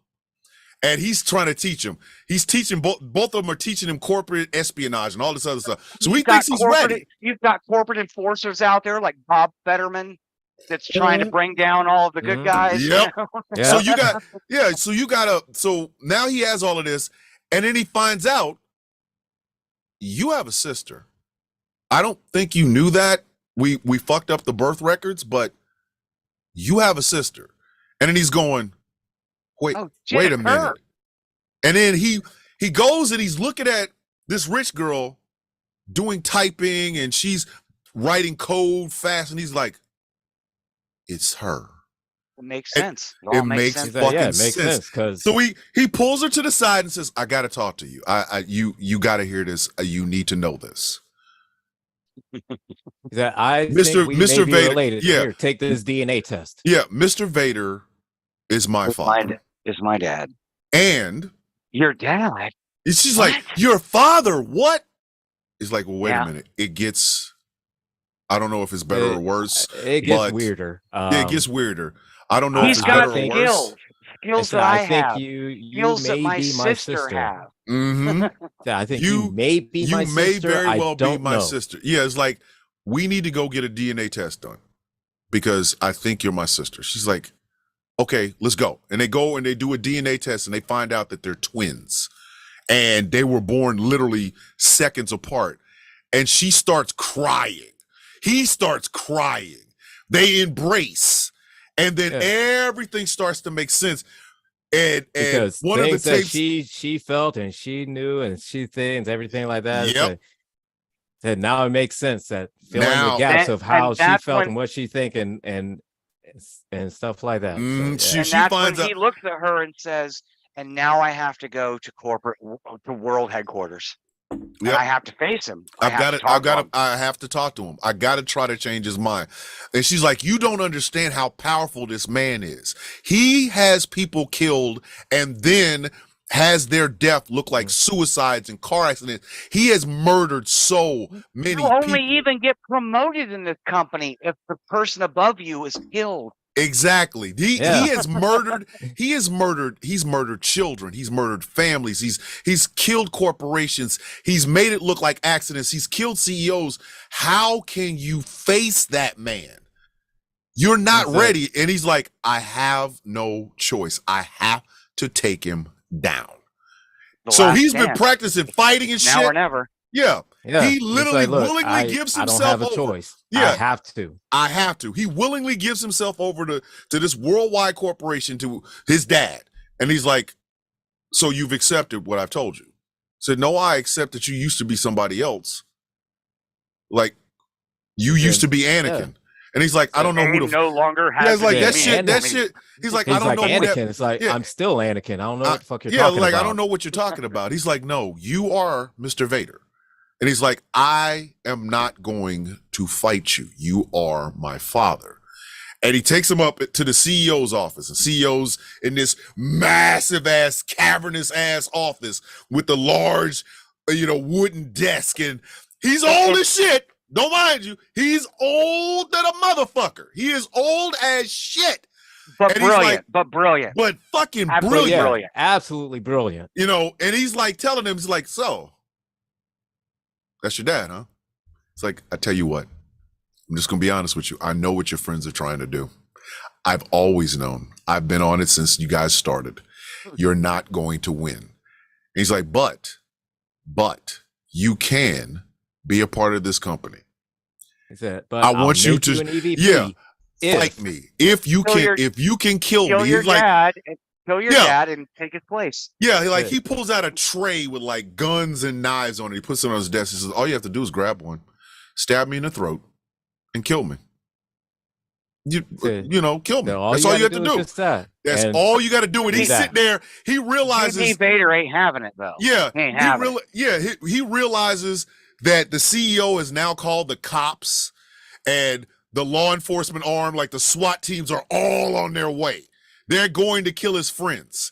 He's desperate. He reaches and grabs They're all on his payroll. They're all Yeah. on his payroll. he reaches and grabs a knife, and Vader grabs his arm. And now they literally start fist fighting. And he's really, beating the shit out of Vader, but Vader's not dying. And then he's like, oh, and Vader's talking to him. He's like, oh, by the way, I know who your sister is. I know all of it. So if you are not going to be a part of this company, I'm sure she will. He reaches out and starts fucking punching him and punching him and punching him and punching him. F you, old man. F you, old man. Yeah, like, you will not. You will. Like, he's talking to him, fucking him up. And then he smashes his goddamn, that fucking hand that where he has a black glove on it, smashes it. And he realizes, so, oh shit, I'm becoming just like him. I'm becoming him. He broke the last time we fought. Yeah, and he's like, no, I'm a better man. I am a better man, just like my father was. And the CEO says, okay. And he pulls some shit like the guy from Enter the Dragon when he killed Jim Kelly, you know, like starts beating the shit out of him. Like he really starts whooping his ass. Now Vader has to make a choice. The knife's right there. Here's a man that you've literally tortured and murdered people for. And here's your son. Are you going to be a father or are you going to be the EVP? And he's standing there. He doesn't know. He doesn't know. He just doesn't know. He doesn't fucking know. He Vader goes looks him right in the eye. And Vader right says, in the eye. And I'm going to HR. Yeah. Oh, shit. Going to HR, motherfucker. But no, Vader reaches up and stabs the CEO 4 or 5 fucking times. Stabs shit out of him, tosses him out the window. CEO dies. But Mr. Vader is so injured. He's got internal bleeding. Took some blows, too. Yeah, he took some. The CEO, but he got a few stabs himself. Yeah, exactly. So he's like dying. He is like fucking dying. So here it is. His son's... and get your W-2s so I can sign off on them before I die. He fucking.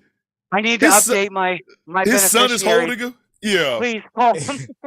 His son. Leave everything to you. Y'all motherfuckers are stupid. Him and the phone, so I can call down to HR so I can update my paperwork. He's fucking. So I just got a promotion. Yeah, his son is holding him. What was your social security number? I need it for HR. I'm trying to get through this. Y'all stupid as shit. But his son, we're talking about Expendables too, and then we off making a whole new Star Wars. Oh my movie. God! Because Expendables, Star Wars for an hour, because honestly, there really isn't anything to Expendables 2. No. It is cut and dry. It is cut and dry. And that's and like I said, what the alternate thing on this one. Oh shit, ladies and gentlemen. So here we go. Y'all been waiting as for we it. left on the last one. We left on the last Expendables. Vin Diesel drove off with John Wick. He pulls up into this one. Everything goes black, and then all of a sudden you hear impressive. Most impressive. Most impressive. But you're not a Jedi yet. All of a sudden, you just see a red lightsaber. Everybody dies instantly. Oh shit! Holy shit! That's the end of everything. Holy fuck! My God! You see assholes, elbows, right now fingers, and everywhere and shit like that. Oh you have no my idea God! What the fuck's going on? Then all of a sudden, God! Then all of a sudden, you see a transport thing come down like in Star Trek. Boom! Who pops out? Goddamn Spock and motherfucking Worf, and they have a goddamn throwdown. I mean, if you're gonna keep putting people, if you're gonna keep making Expendables with over the hill fucking action actors, why the fuck not? Why not? Why not? Vin Diesel's and then who there. Pops out from the bushes? Fucking Rambo. Goddamn, it pops out from the goddamn bushes, motherfucking Rambo. Who comes up from the goddamn sewers? Bruce Lee to come back to get his to whoop Chuck Norris ass one more time. Oh my God! Oh wait a minute, hold on. Everybody's coming back to get their leg back, and everybody's dying. We got to talk about that Chuck Norris joke. We got it. I talked about it the first time, but we have to. I got to draw down on this. I have to draw down on this. Chuck Norris telling the Chuck Norris joke is the least Chuck Norris shit I have ever heard in my life. It's not even a regular Chuck Norris joke that's comical. It's a bad Chuck Norris joke. Hey, I heard you got bit by a cobra. Yeah, I did. And after 5 days, the finally cobra died. Yeah, the cobra died. Bruh, I've heard.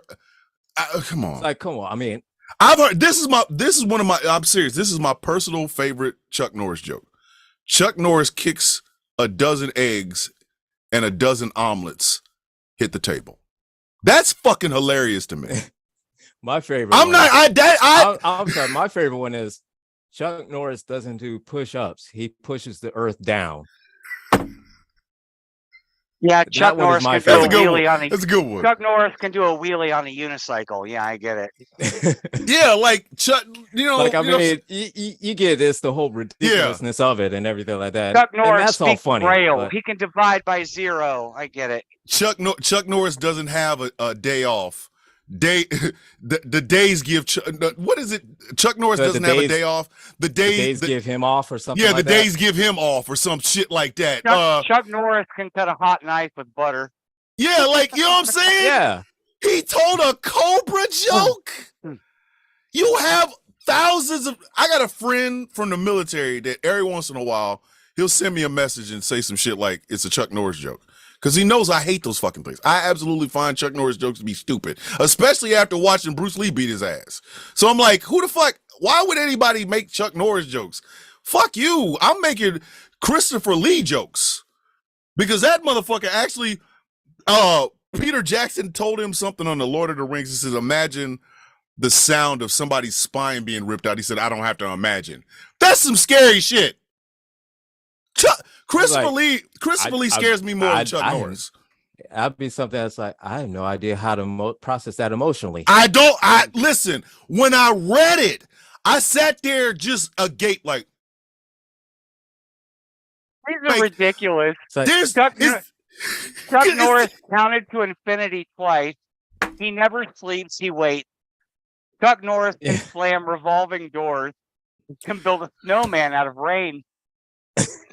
Do you hear this? Do you hear the ridiculousness of it? The ridiculousness of it. And this motherfucker on his big screen debut in this fucking franchise comes up with a cobra. After it bit me. Yeah, a cobra bit me. The cobra died. Yeah. A cobra bit me. After 5 days, the fucking cobra who was already in pain died. Bruh, that shit don't even end right. It's a weird ending. Who does that? Mr. T doesn't have better jokes. How about this one? Mr. T and Superman once fought for a bet. The loser had to wear their underpants on the outside. Oh, Lord. Oh, my God. Oh, my God. Oh, great row. That is fucked up. That's hilarious. That is fucking hilarious. Mr. T doesn't break wind. He destroys it. Mr. T destroyed the periodic table because he only recognizes the element of surprise. I pity the fool who doesn't do it. Oh my God. Listen. That's what I said. Once bit off more than he could chew, he ate it anyway. That was rough. That is. Hold on. I'm just reading them off the web, guys. Do y'all remember the Mr. T cereal? Yes. Yes, I do. It was basically Mr. T cereal. I remember the Mr. T cartoon. Oh, the Mr. T cartoon had the best goddamn intro. Mr. T. I can still do the Mr. T entrance. Mr. T. I know this shit is weird. It's goddamn ridiculous. The shit that old Gen Xer remembers. But I remember the Mr. T cereal was basically Captain Crunch shaped in a T. It still scratched the top. Yeah. It scratched the top of the roof of your guy. Captain Crunch is a dangerous fucking cereal. I don't need it. I don't need it. Listen, that shit would carve. I mean, the thing is, once I had Cinnamon Toast Crunch, I was like, I exactly. don't need anything else. Cinnamon Toast Crunch is like, it's like Ambien, right? You take it and you just drift off to sleep. Captain Crunch and Mr. T are like Seroquel. You got 15 minutes, bitch. Whatever the fuck you're doing, if it's not over in 15 minutes, you will be in it by the time you're done. I know, because I was on Seroquel. That shit gave me, I'm taking the pill. The pill's like, all right, bitch, 15 minutes. 15 minutes, bitch, still sleep. Oh, you gonna go to bed? Wherever you are, that's where you sleeping. Oh, you trying to play around today? Exactly. I used to take a half a pill of Seroquel and then try to, I'm gonna sneak over. Maybe I'm gonna touch my wife, or maybe I'm gonna go to the bathroom. Maybe I'll read some comic books. I'm gonna play this video game. That shit said 15 minutes, bitch. Fuck, I tell you. Blah. I was gone. That's Captain Crunch. That shit will carve the roof of your mouth to pieces. It's like eating Ninja Stars. Pieces of flesh hanging down. Yes, from the top it's like of your mouth. it is like eating Ninja Stars. And I love. Don't get me wrong. When they came out with the fucking peanut butter crunch, I ate that. Great. I ate the chocolate crunch. Great. The original Captain Crunch that shit will rip your mouth open.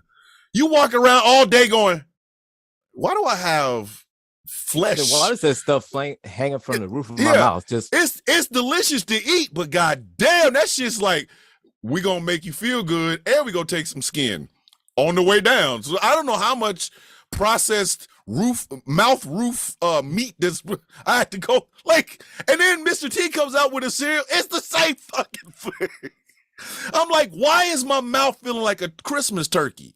The fuck is it? Like it there were grooves like ripped into my goddamn face. All right. That hurts. This really hurts. Like, you couldn't have made this shit softer? You couldn't have made Mr. T cereal out of the same shit they made Fruity Pebbles? What the fuck is this? Why are you selling Ninja Stars the cereal to kids? This shit is ridiculous. And then it's full of sugar. So now my mouth hurts and I can't sleep because I'm fucking pumped up on Captain Crunch. I got the beatus. I got the beatus from it. I got the diabetes. I got the beatus from it. Like, what the fuck kind of shit is that? Why would you sell this to people? This ain't even cool, man. Like, but the cereal, I think a lot of people ate it just because Mr. T was on it. Like, That's the only reason. Nobody cares about the flavor of it. Listen, Kansas City had a fucking Kansas City, the Hy-Vee in Kansas City. Kansas City loves the Chiefs. I ain't gonna lie, they do. Kansas City is the Chiefs and Royals town. So when Mahomes won his first Super Bowl, they came out with the Mahomies or some other shit, right? It was basically Frosted Flakes, I think. It was weird. And it's like, you couldn't buy, literally, Hy-Vee put that shit out. It was gone in a day. A bunch of kids walking around here talking about, I've eaten Mahomes cereal. Like, it's brand flakes. What are you doing right now? Why are we excited for this? All these kids are regular now because that's all you ate was brand. Like, what the fuck? Why would you sell brand flakes with Patrick Mahomes' face on it so that all the kids can take a healthy shit? What are you doing right now? I know. Man, everybody needs fiber. Most of the time, a sports team just gets put on a box of Wheaties. When did that change? You know, my God. Hey, you won the Super Bowl. You're on the Wheaties. You're on the Wheaties box. No, we're gonna give Patrick Mahomes his own version of Wheaties. And then tell every kid it's delicious and nutritious. No, it makes you regular. You just shit a lot. Now you got a lot of fiber in your fucking food. Like, what the? One day it tastes like shit. And it makes you shit. She said in the beatus. Y'all killing me with the beatus. It tastes like shoelaces makes you shit and it gives you the beatus. Hey, you can't blame him because he's dead, but I blame Wilford Brimley. I do. The diabetes. The diabetes. If you got diabetes, it's like, oh my God, if you got diabetes, like, ain't nobody got, come on, man. Ain't nobody got no diabetes. You need to stop talking and get back in your cocoon, all right? Yeah, like, get your ass. One day we're going to do a show strictly about the 90s. We're going to do a plot hole show about the plot holes of the 90s. We could do it about the 80s, but I mean, this is going to be a lot of crack and a lot of AIDS talk, and ain't nobody got trying to that, man. We'll see, but the 80s were fun. 80s will be cocaine. With the 90s, it'll be crack. It literally. Well, yes, because it was the middle of the 80s when the fucking crack showed up at first, but it wasn't really, like, white people weren't scared of crack until like 88. Until the 90s. 80s were fun. Like, is Escape from New York a great movie? No. Was it fun? Yes. Oh, listen. Yeah. My brother swears by that shit. He's like, "Come, he snake." I think my brother knows. I might have to ask him. I think he knows all the words to Escape from New York, and that's a scary goddamn thing. You got a man that is happy in life that likes Smokey and the Bandit and Convoy, but you say Escape from New York, and that motherfucker turns into Snake Plissken.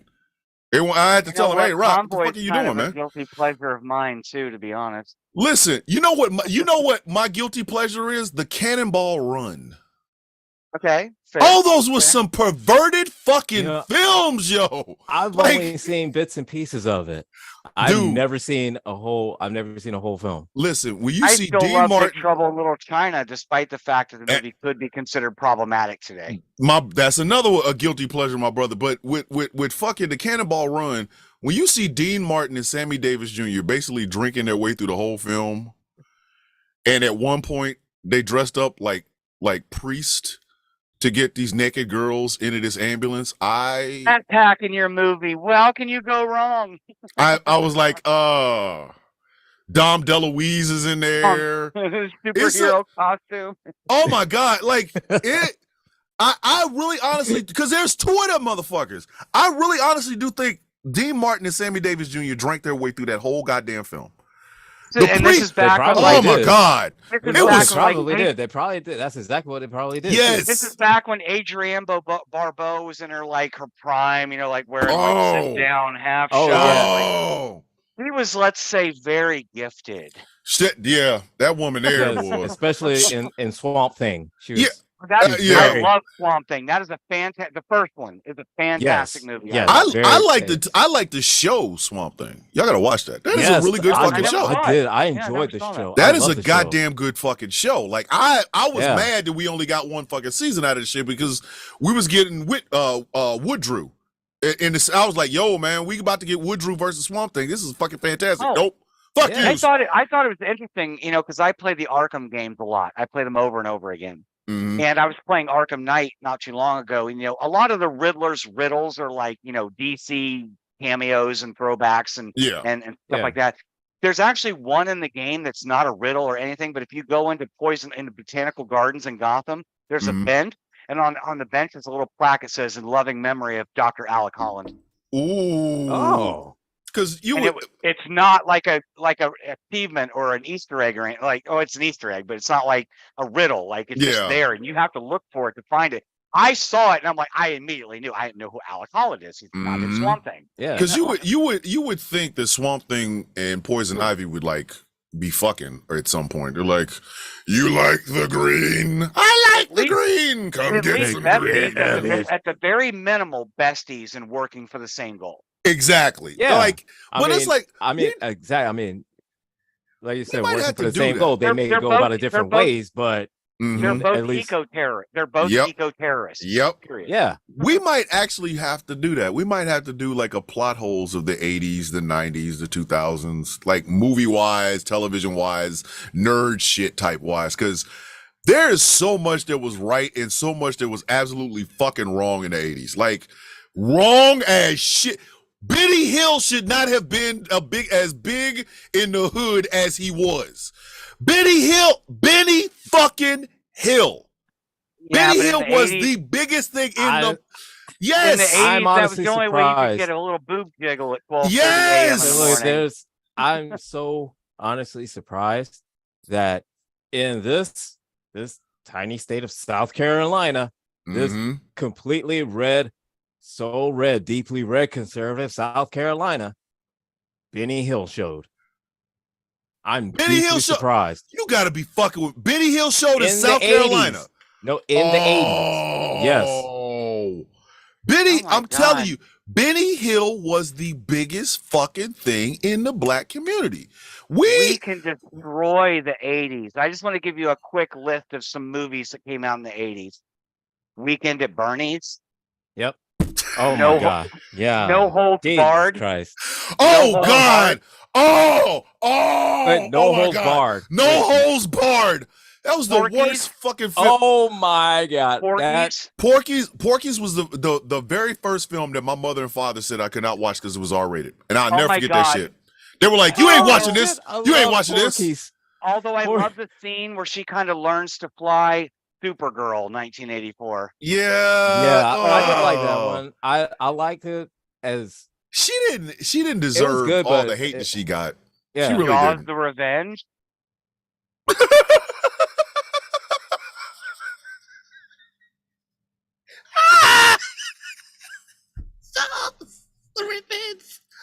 Now, now Oh, and Jaws, Jaws, and even Jaws even though we Revenge. shouldn't be uttering his name, Leonard Part 6 with Bill Cosby. You know what? I'll do that. I will do that movie strictly on general principle and just every 30 seconds say fuck Bill Cosby, just to make sure he understands. We could do a Just to 2-hour show understand to on say, Leonard Part "Fuck 6. Bill Cosby. Yes, we could do a fucking 2-hour show, and the whole fucking time it's just gonna be, man, fuck Bill Cosby. Well, Oh, and wait a That minute. motherfucker Bill Cosby. the thing Fuck that's that sad mother- is Yes. that the thing that's sad is that I give a lot of props to my inspiration for my art and getting into art, the picture pages. He made me want to Yes. draw. Yes. Yeah. I mean, It's when it's one of those where it. That motherfucker was the king of the 80s. His show, The Cosby Show, was the #1 show for like ever. Even towards the end, like at the end of The Cosby Show, it was still in the top 5. Like that is a run that will never be. I think Seinfeld came close, but not because it was like nowhere it was near. nowhere near that The Thursday fact night that block Eddie was Murphy had to make a whole comedy sketch about Bill because yes. of his popularity says Yes. something. It's Have like a Coke and a smile and shut the the F up. fuck up. Like it was so that Thursday block of shows on NBC, that was a juggernaut. Cause you had the Cosby Show, then you had Family Ties, then you had Cheers, then you had Night Court. Them motherfuckers was the 4 horsemen of television at one point because people watched the Cosby Show, stayed for Family Ties, which everybody just called the White Cosby Show. Listen to Cheers because everybody loved that fucking theme song. We're gonna go where everybody knows your Well, not only name. that, I because they hated always that wanted to wait show. for the I've part of never liked Norm. Norm, I've yes. never liked Cheers. You know what? I liked parts of Cheers.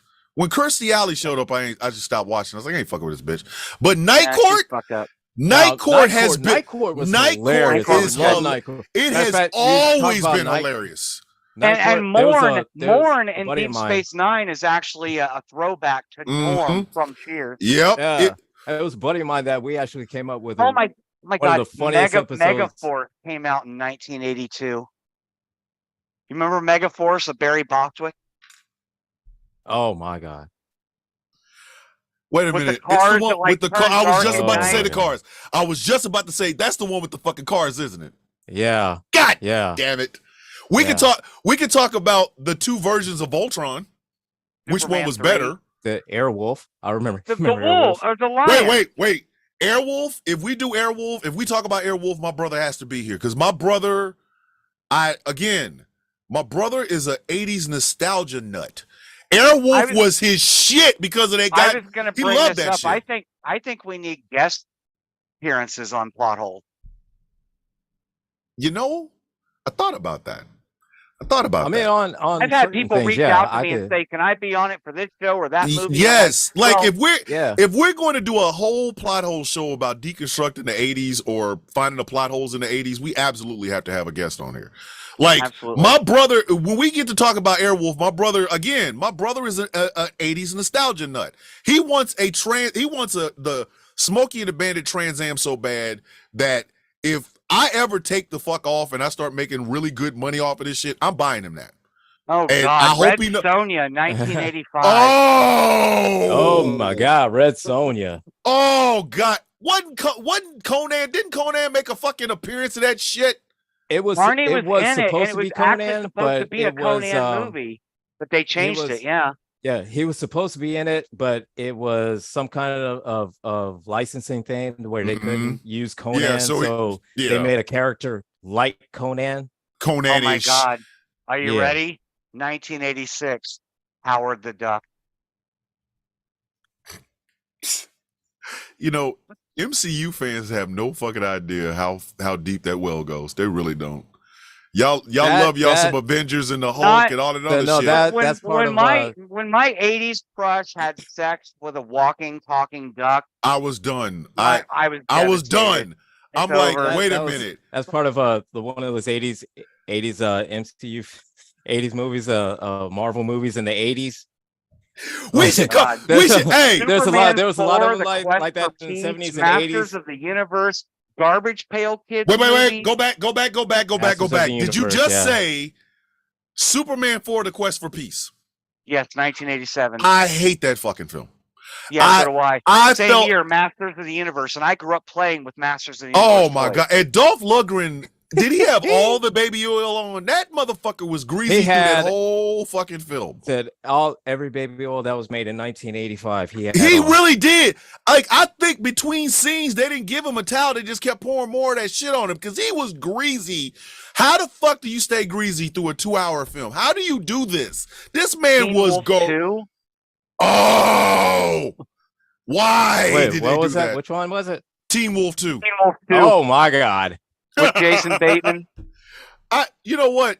Jason Bateman is a national treasure now, but Yes. that was But such then a during that was, then, oh that my was god. such a bad look. That was such a bad fucking look. Like, why did you do that, dude? He's like Jason Bateman now is a goddamn national treasure. The man can do comedy, drama. Look at that. God sorry, damn, the he's good. best line from him ever was from Horrible Bosses. I'll be in the car. No.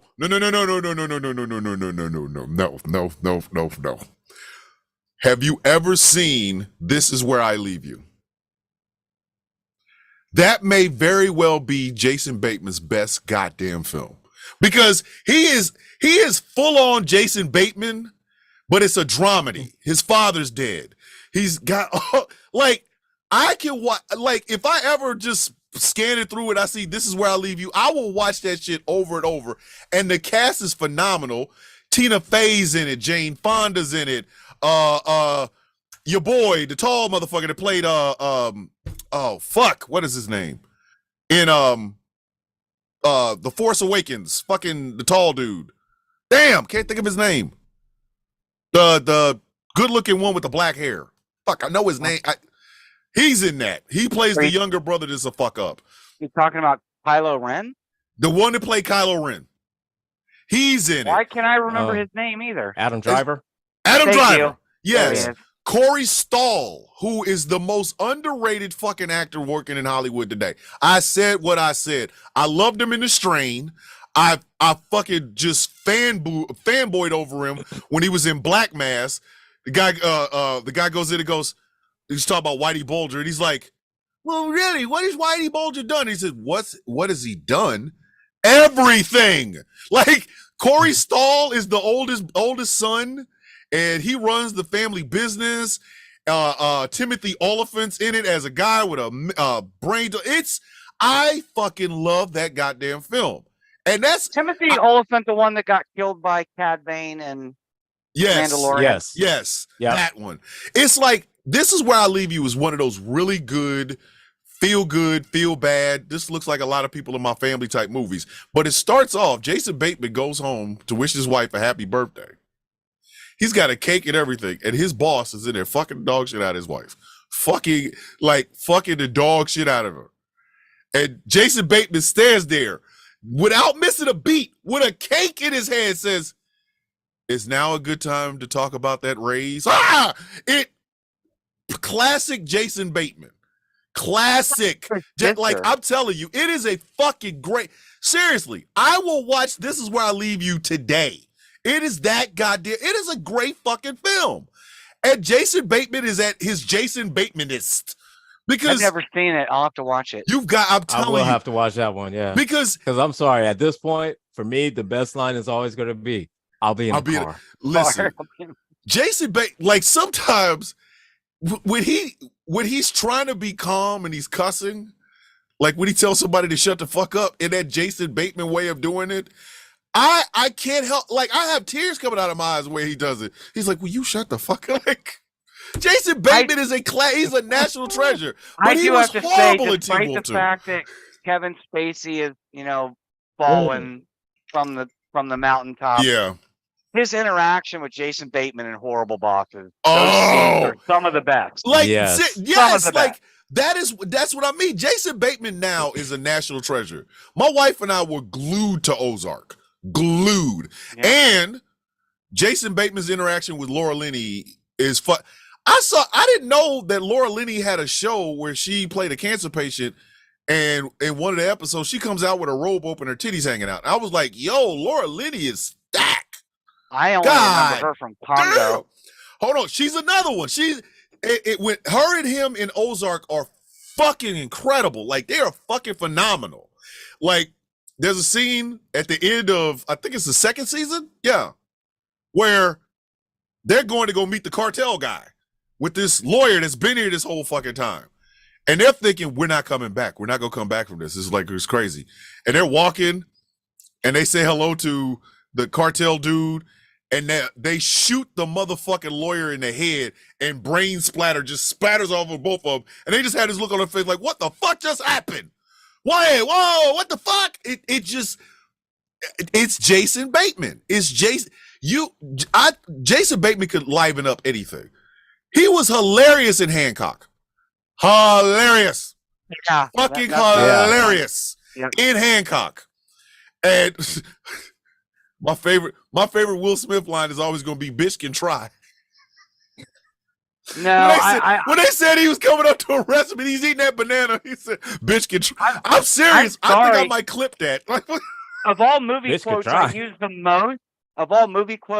most, or lead into, is when someone's telling me something and I kind of get sassy with them, and then I lean in, I'm like, I'd appreciate you getting up out of my face about it. I do that all the time to people. Oh my God. Hey, I just want to say Laura Linney's got a great quote too from Congo, when the one dude's like, what about all the, the gorillas? And she's like, put them on the endangered species list. But we really do. We have to do an 80s. You know what? We might do that next. Instead of doing Expendables 3, we'll do we'll do a plot holes, plot holes of the 80s. And then we can do an Expendables. Yeah, let's fail on Expendables. Yeah, because we did already in the first. God. Because they're pretty much the basic plot. The third film, literally, the third film ain't got really much. It's just got a bunch of a lot more Mel Gibson. It's an excuse to see who haven't we used yet. Yeah, it's just it. I mean, they blew up like, the whole. Who haven't we used yet? Because fucking Expendables 3. I understand you're supposed to suspend disbelief, but there was shit in there that even my suspension of disbelief didn't believe. So like, ain't no way in hell he just rode that bike all the way up there in an explosion. So look, that shit challenged my shit of disbelief. The very first one, when Gunner shot that guy and his shit was clean the fuck off. Hold on, his legs was here when he left nothing but kneecaps. His legs was here, but his whole half was over here. Hold on, oh, you talking about when he left nothing but kneecaps and shoes? Yeah. Only thing he left everything from the kneecaps down. Ankles, everything else. And I know all this shit was gone. Yeah, his top half was over here, but knees and ankles right here. I know for a fucking fact. There's a bunch of people that have been searching for that gun ever since. Like, can I get the gun that Dolph Lundgren had in the Expendables? What caliber? I don't know. It's the one that when you shoot it, people. They disappear. Yeah, and they disappear and don't leave nothing but kneecaps, like kneecaps and legs and shit. Fine red mist. Oh, we got that in the back. Oh, that's in the back. That takes a wait. That's a wait period on that. Yeah, that's a 6 months to a year wait period. We got to send that one up to the CIA so they can investigate you, because you can't just leave out of here with that. And then they send that shit up. It's like, hey, somebody wanted the red mist. They wanted the red mist? Yes. All right, we'll get on the investigation. The gun and Expendables that just. Yeah, that's what they call the gun, the red mist. They're like, the CIA says, okay, it's gonna take a year for us to do this investigation, right? Tell them they can come back in 365 days and they might be able to get it if we don't find anything. Like that, the Dolph Lundgren red mist. That's what we should call that fucking gun. That's it. Or the leg lever. This shit don't leave nothing but legs. Shit. Because the leg lever. They call it the reverse Kobe.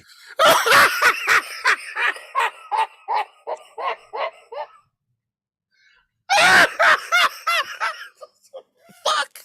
Oh shit. You know what this shit. movie needed? That movie, the Expendables needed cocaine bears in it. Oh no, they needed Red. cocaine. They really needed just cocaine. That's what they needed. They needed that move. All three of those Well, and movies would a have lot been more Botox. exactly. Think about it. The three movies they would have had a lot bit more better shit. They haven't. If it was like cocaine that was involved. Oh my God! Like really, literally, we need to have a cocaine meter. We really, honestly do. How much cocaine does this film need? Like Howard the Duck. Howard the Duck needs at least 4 keys, just 4 kilos. Like every time they break, everybody sniff, go back to work. Like by the end of it, this shit might make some fucking sense. The Shining, 1 kilo. It was too slow. Escape from New York. How big is a container? How big of a three, 4, 3, 4? 3, 4 kilos? Because some of that but snake look, plissken this shit movie's just only like like 90 minutes long, right? I mean, it's listen, some movies need more cocaine. Yeah. Listen, I know everybody hates Thor Love and Thunder. Could you imagine Thor Love and Thunder on cocaine? That could be the name of the movie. Thor, because honestly, Thor can drink. I didn't mind Love and Thunder too much. I didn't mind that too much. I have only liked one of the 4 Thor movies. Which one? Ragnarok. That's the only one that I like. I think everybody there's a consensus. That's a consensus. Is Ragnarok. Everybody because nobody liked the first one. I have never. It was mid. It was real mid. Yeah. It was some Reggie. I think it was more because of Kenneth Branagh was directing it. Yes. Their expectations were so It was far up to freaking here for it. amazing in Tenet, by the way. Oh, I love Tenet. And I don't know why people didn't understand watching it. I was like, this is pretty good. I haven't finished it yet, but it's really good. It's another Christopher Nolan masterpiece. What do you want? Oh my God. That man is a directing god. Like I understand there's a whole lot of bullshit behind the movie Oppenheimer. It still doesn't mean I don't want to see it. I really, because I think Cillian Murphy, the Murphy boy, Cillian Murphy. Yeah, him. Cillian Murphy. He's walking away with an Oscar for that shit. It's a wrap. Ain't nobody beating that man. I would imagine so. Yeah. Ain't nobody unless Hell, I liked him as Dillinger's son in Tron Legacy. Oh yeah. I think he has a very underrated parts in all of the Dark Knight films. Nobody really realizes how good he was. In the first one, he was the second antagonist. In the second one, he was an afterthought. Yeah, he had a cameo. Yeah. He's like a cameo in the third one. Yeah, like that's him. And in the third one, he was in all three. And he was the judge. He was the one execute. Death. He's the judge, jury, executioner. Yeah, he's like death or exile, and they go exile, and they send him across the ice. Like, I'll just take death, and he's like, okay, death. I exile. Like it's it, motherfucker. You still walking across the ice. What the fuck? Like really, like nobody could have pulled that off better than him. Even Bane couldn't have done that shit. He's like death or exile. I'll take exile. I'll take exile. He's like, okay, exile. Walk across the ice. Fabulous in Batman Begins, though. He absolutely fabulous. Oh my God, he's here. See my math. The Batman, like motherfucker. It's probably not very scary to you, but these crazies, they can't stand it, and then they go like it. He's walking away with an Oscar. He is because I think at the end of the day, hopefully the writer's strike and the SAG-AFTRA strike are settled, and these people get what the fuck they want. I am union strong forever. And we actually do have an Oscars, because if we do, I think Oppenheimer walks away with Best Picture. I do. I don't see another film. And usually right around this time, the tearjerker Oscar films start coming out. I don't see another film beating Oppenheimer. I don't. I haven't. Just from the trailers I've seen. Film except Oppenheimer. Have you not seen it yet? No, I have not seen it yet. That's the only one I haven't seen. Yes, I'm telling you, I really honestly think Oppenheimer's walking away with Best Picture. And finally, for the fucking love of Pete, Christopher Nolan gets his fucking Oscar. The man's been deserving of an Oscar. Forever. Even Dunkirk, which wasn't inside of his normal like brain twisting, mind bending movies, Yep. was a solid war film. Oh my God, Interstellar was a solid space film with a Interstellar heart. is one of my favorites of all time now. Fuck it, I loved Inception. Everybody's like, Inception confused me. Obviously, my ADHD doesn't work that well because I got it in the first watching. I was like, oh, I understand. I loved Inception. Inception was Interstellar, Prestige. The Prestige. Oh, the Prestige. Oh, that man. And that twisted it like that's Christopher. That man deserves his fucking Oscar. So Memento. I'm not even talking Dark Knight. No. I mean, Memento. Memento will fuck you up if you're not prepared for Memento. It will fuck you up because the concept of directing a film backwards, like Christopher Nolan, that was his first fucking film. No, it wasn't. His first film was Insomnia. No, I know he did Insomnia. Came before Memento, though. Yeah, no, Memento came first, then Insomnia, because by the time he didn't write Insomnia, he only directed it. He did, exactly. It was based off of a Swedish movie or something, Correct. And that he got the best out of fucking Al Pacino and Robin Williams. Robin Williams was really a scary motherfucker in that film. He really was. And Al Pacino's walking around with all this guilt and he can't sleep and he perfect. And that's why I said I don't see another film coming out that's gonna beat Oppenheimer. This isn't like Everything Everywhere All at Once snuck up on everybody. Me and my wife watched that film and that shit was fucking gorgeous. I was like, this is the best fucking Michelle Yeoh film I ever seen. Like, I still want a copy of it. I've been searching Walmarts and Best Buys. It's like, is there a copy? I want a copy so I can watch it. My wife's like, just buy it on Vudu. Okay, I'll buy it. Fine, whatever. But Christopher Nolan deserves that fucking Oscar. That man is he's like the best director working today. Because all the other directors just seem like, and I know the art house films come out in September, October, November, whatever. But what the fuck do y'all think is going to beat that movie? I don't see a film coming out this year that is going to top Oppenheimer. I don't. That is three out right now. I think a lot of companies and studios are going to hold off any pictures they might want to release until after the writer's strike is over. Yep. They're going to wait until next year. Except for David Zaslav, who's going to release Aquaman in December or November or some shit.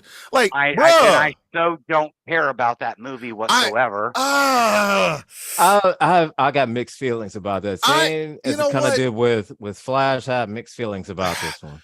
I didn't like any of the Aquaman movies. I'm sorry. No, I will tell you this much, and I mean this sincerely. If I had not won the tickets to Flash, there's no fucking way in hell I'd have paid for it. It's not a great film. It's a very flawed film, but Ezra Miller's in it, and if my favorite comic book shop had not given me fucking tickets to that motherfucker, I'm not going to see it. Like, fuck you, Ezra. I really want you to understand that.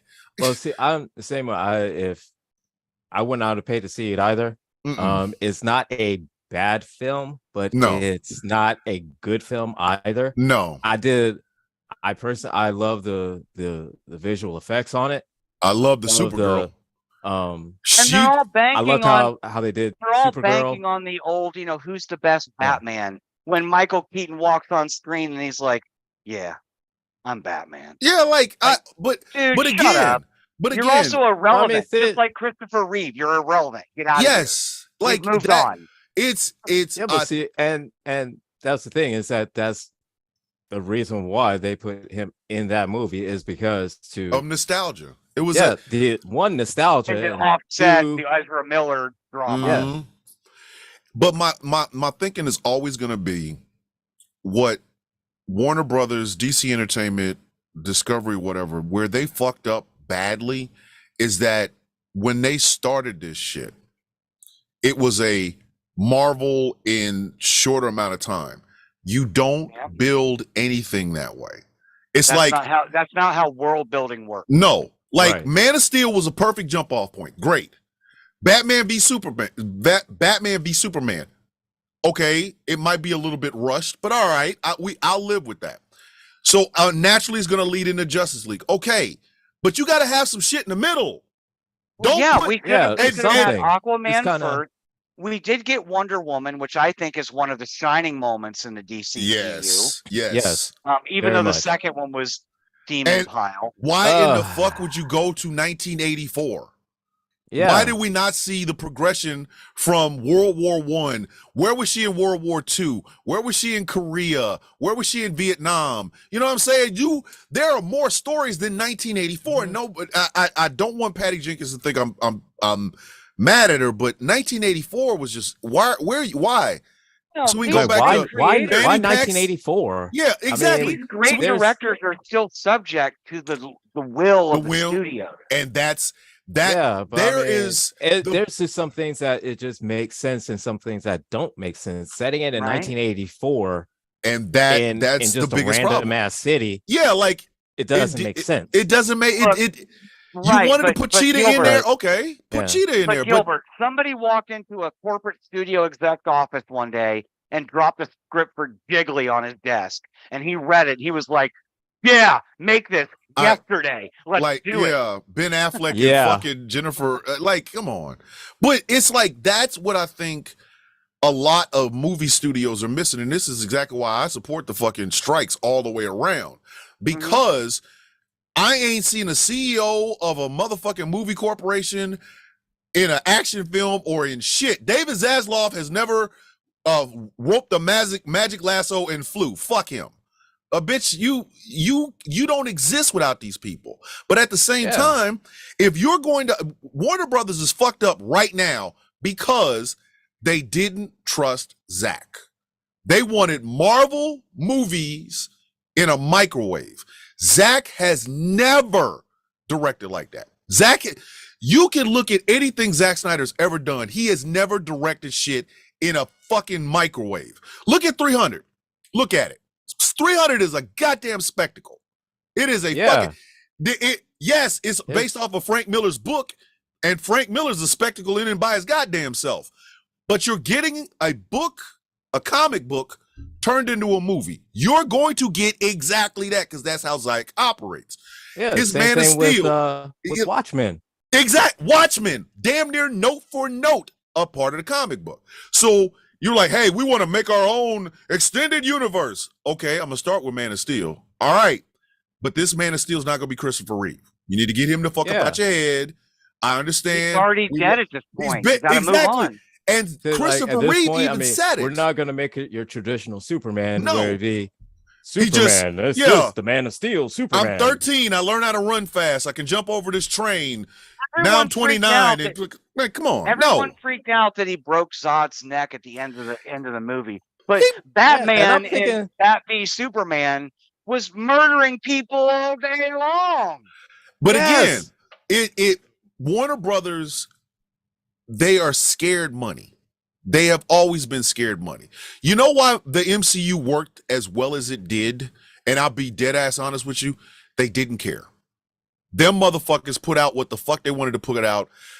Because everybody and their grandmother said the first Captain America, the First Avenger was a boring film. They said that the first Thor was not a good fucking film. Do you think they went, no, them motherfuckers said, I don't give a fuck. They had it. Iron Man came out the same year. Iron Man came out the same year as Batman Begins and held its own. Yeah, exactly. So they're looking at it like that. They're looking at Iron Man. It came out the same year. It came out the same year as The Dark Knight. It came out the same year as The Dark Knight. And everybody is over here raving about Heath Ledger, about the film, the direction, how great it is. Marvel said, you know what? They're looking around going, yeah, that's cool. They're looking around going, yeah, okay, do it. It's like, but The Dark Knight's out there.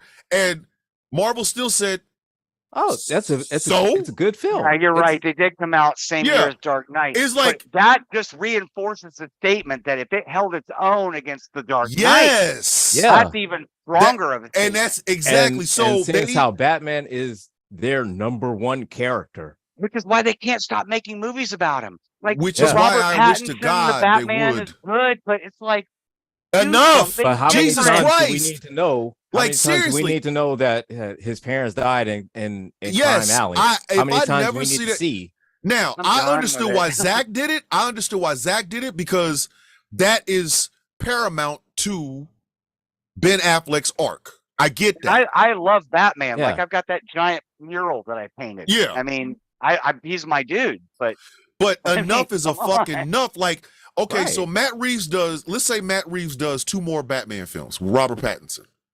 They And better then be good. hold on. Now wait a minute. Mhm. He's gonna pull a Christopher Nolan. That third Batman film is gonna have to retread something. We're not gonna get a Poison Ivy. We're not gonna get a Mad Hatter. We're not gonna get we already got a Riddler. The Joker is always gonna be sitting there. That might be the antagonist in the second film, which is literally the same fucking steps that Christopher Nolan made. So you mean to I tell don't me like the I don't like the version they had, even in the deleted scene. Did no you see that? he It's awful. he It was it. it's It's okay. it's okay. Now, if Matt And Reeves bring back if- Jared Leto instead, in my Now, opinion. the way Matt Reeves can distinguish his Batman from Christopher Nolan's Batman is this. All right, so you had the Riddler in the first movie. You want to put Joker in the second film? Fine, whatever. The third film should be the War of Jokes and Riddles out of the comic book. That is when the Riddler Mhm. and the Joker went to war, and Batman and the little Bat family were stuck in the middle. You can do the War of Jokes and Riddles as the last film. But after that, Warner Brothers Discovery has got to give Batman some time to breathe. We have been bat fucked. If I see another, Whatever they decide to do, though, we need to understand one. There are 2 points I want to make. Stop avoiding the Bat family. please. Robin is a thing. Yeah. Nightwing is a thing. Batgirl's a thing. Bring them Yes. all together, And okay? the thing is, each one of them can make their own great film. You think Yes. who wouldn't want to see Nightwing? Who wouldn't want to see a film? I mean, obviously, Batgirl was going to be a great film. We if had they fucking didn't- we had fucking Nightwing in goddamn Titans. So Yeah. if you Yeah. want to, and again, here's the other aspect of it. Before the MCU even started, Warner Brothers had access to every character, and they started putting them on the CW. The other thing, and this was Walter Hamada that did this, and I said, fuck Walter Hamada then, fuck him now, and fuck him forever. They will never connect. There's where you fucked up. You mean to tell me you've got a whole streaming platform in HBO Max, you got all these shows on the CW, and you got movies. You don't want to connect any of them? Why would you not do that? You could build a whole expanded Yes. universe on Batman alone. Alone. But- Yes. But can we stop with like I need to make these Batman movies the dark, gritty, realistic version and And- take a page out of the Arkham games and give us the supernatural elements. Give us Man Bat. Give us Professor Please? Pig. yes. Give us Mad Hatter. mean, give us all the there's crazy more- villains. But that's yeah, the there are thing. more villains there than just Yes, Joker than and the just Riddler. Joker, Riddler, Exactly. And Bane, Penguin. and Penguin. Like, Yeah, there are more goddamn, there. Jesus Christ. Catwoman is always the love interest. Okay, can we show her as a goddamn criminal and Batman fucking... I understand. They're in love. They fuck. They end up getting married in the comic books. Great, fantastic. Where is the, I'm a burglar, you are a vigilante, you got to stop me? Where's that at? Where they do that at? I'm, Like, breaking, it's like, I'm breaking the law. You have to stop me by your own definition. You have to stop me. and then it's like, I get it. I get what James Gunn is trying to do. I understand it. I genuinely understand it. But he's fucking retreading the same bullshit. Superman Legacy, you fire Henry Cavill. Okay? Henry Cavill's no longer your Superman. But then you bring in a motherfucker that looks like Henry Cavill. What are we Yes. doing right now? Why not just hire the one you had? The fuck? It's just like it's like the meme that somebody puts out and said when you want to go out for Henry Cavill, but you have Henry Cavill at home. Exactly. It's like when you drive past a McDonald's, you say, "Mom, can we have McDonald's?" Boy, you got McDonald's at home. You bought in a guy that looks exactly like the guy you just fired. Now, Right. here again, what? It's like why? I literally always said that, okay, so Matt Reeves is doing his own Batman. All right, okay. There is a way to link Robert Pattinson and Ben Affleck. And the way is this. Henry Pattinson is Batman in the beginning. Fucking Ben Affleck is what happens 20 years later. Yeah. And all the Yeah. killings that everybody complained about and all that shit, could have started with Robert, and you could have shown the progression of how it affected him. Every victory always ends up, Catwoman's gone. I don't have a love. I don't have allies. I don't have friends. The criminals just keep coming and coming. And eventually Batman snaps. And that could have been your expanding on the line that he said that you in, already in said. Batman v Superman. Yes. Said, how many of us started out good? How many of us are still good? Yeah, how exactly. Many of us, let's how many go of back us? to what we talked about 6-7 episodes of Plot Holes ago. Mm-hmm. Michael Keaton's got a body count. Yeah, Michael Keaton's always had a body count. He always had. Batman movies that he was in. You know, Joker dynamite down people's pants and shoving them in manholes. Shit, and the first death he ever did was the Joker. Joker died. Yeah. I know a lot of people don't want to hear that, but the Joker died. He died. Like he fell off the building. I was in the with theater. The turbine from the Batmobile, like yeah, exactly. He died. Because I saw, and here I am in the theater. First time Batman '89 pops out, and I'm thinking, hey, Batman just has the same rule like in the comics. He doesn't kill. Imagine my surprise, all the way down at the end, the Joker and Joker's dead. And he's looking like, wasn't to kill the Joker. That was not a safe maneuver that he did.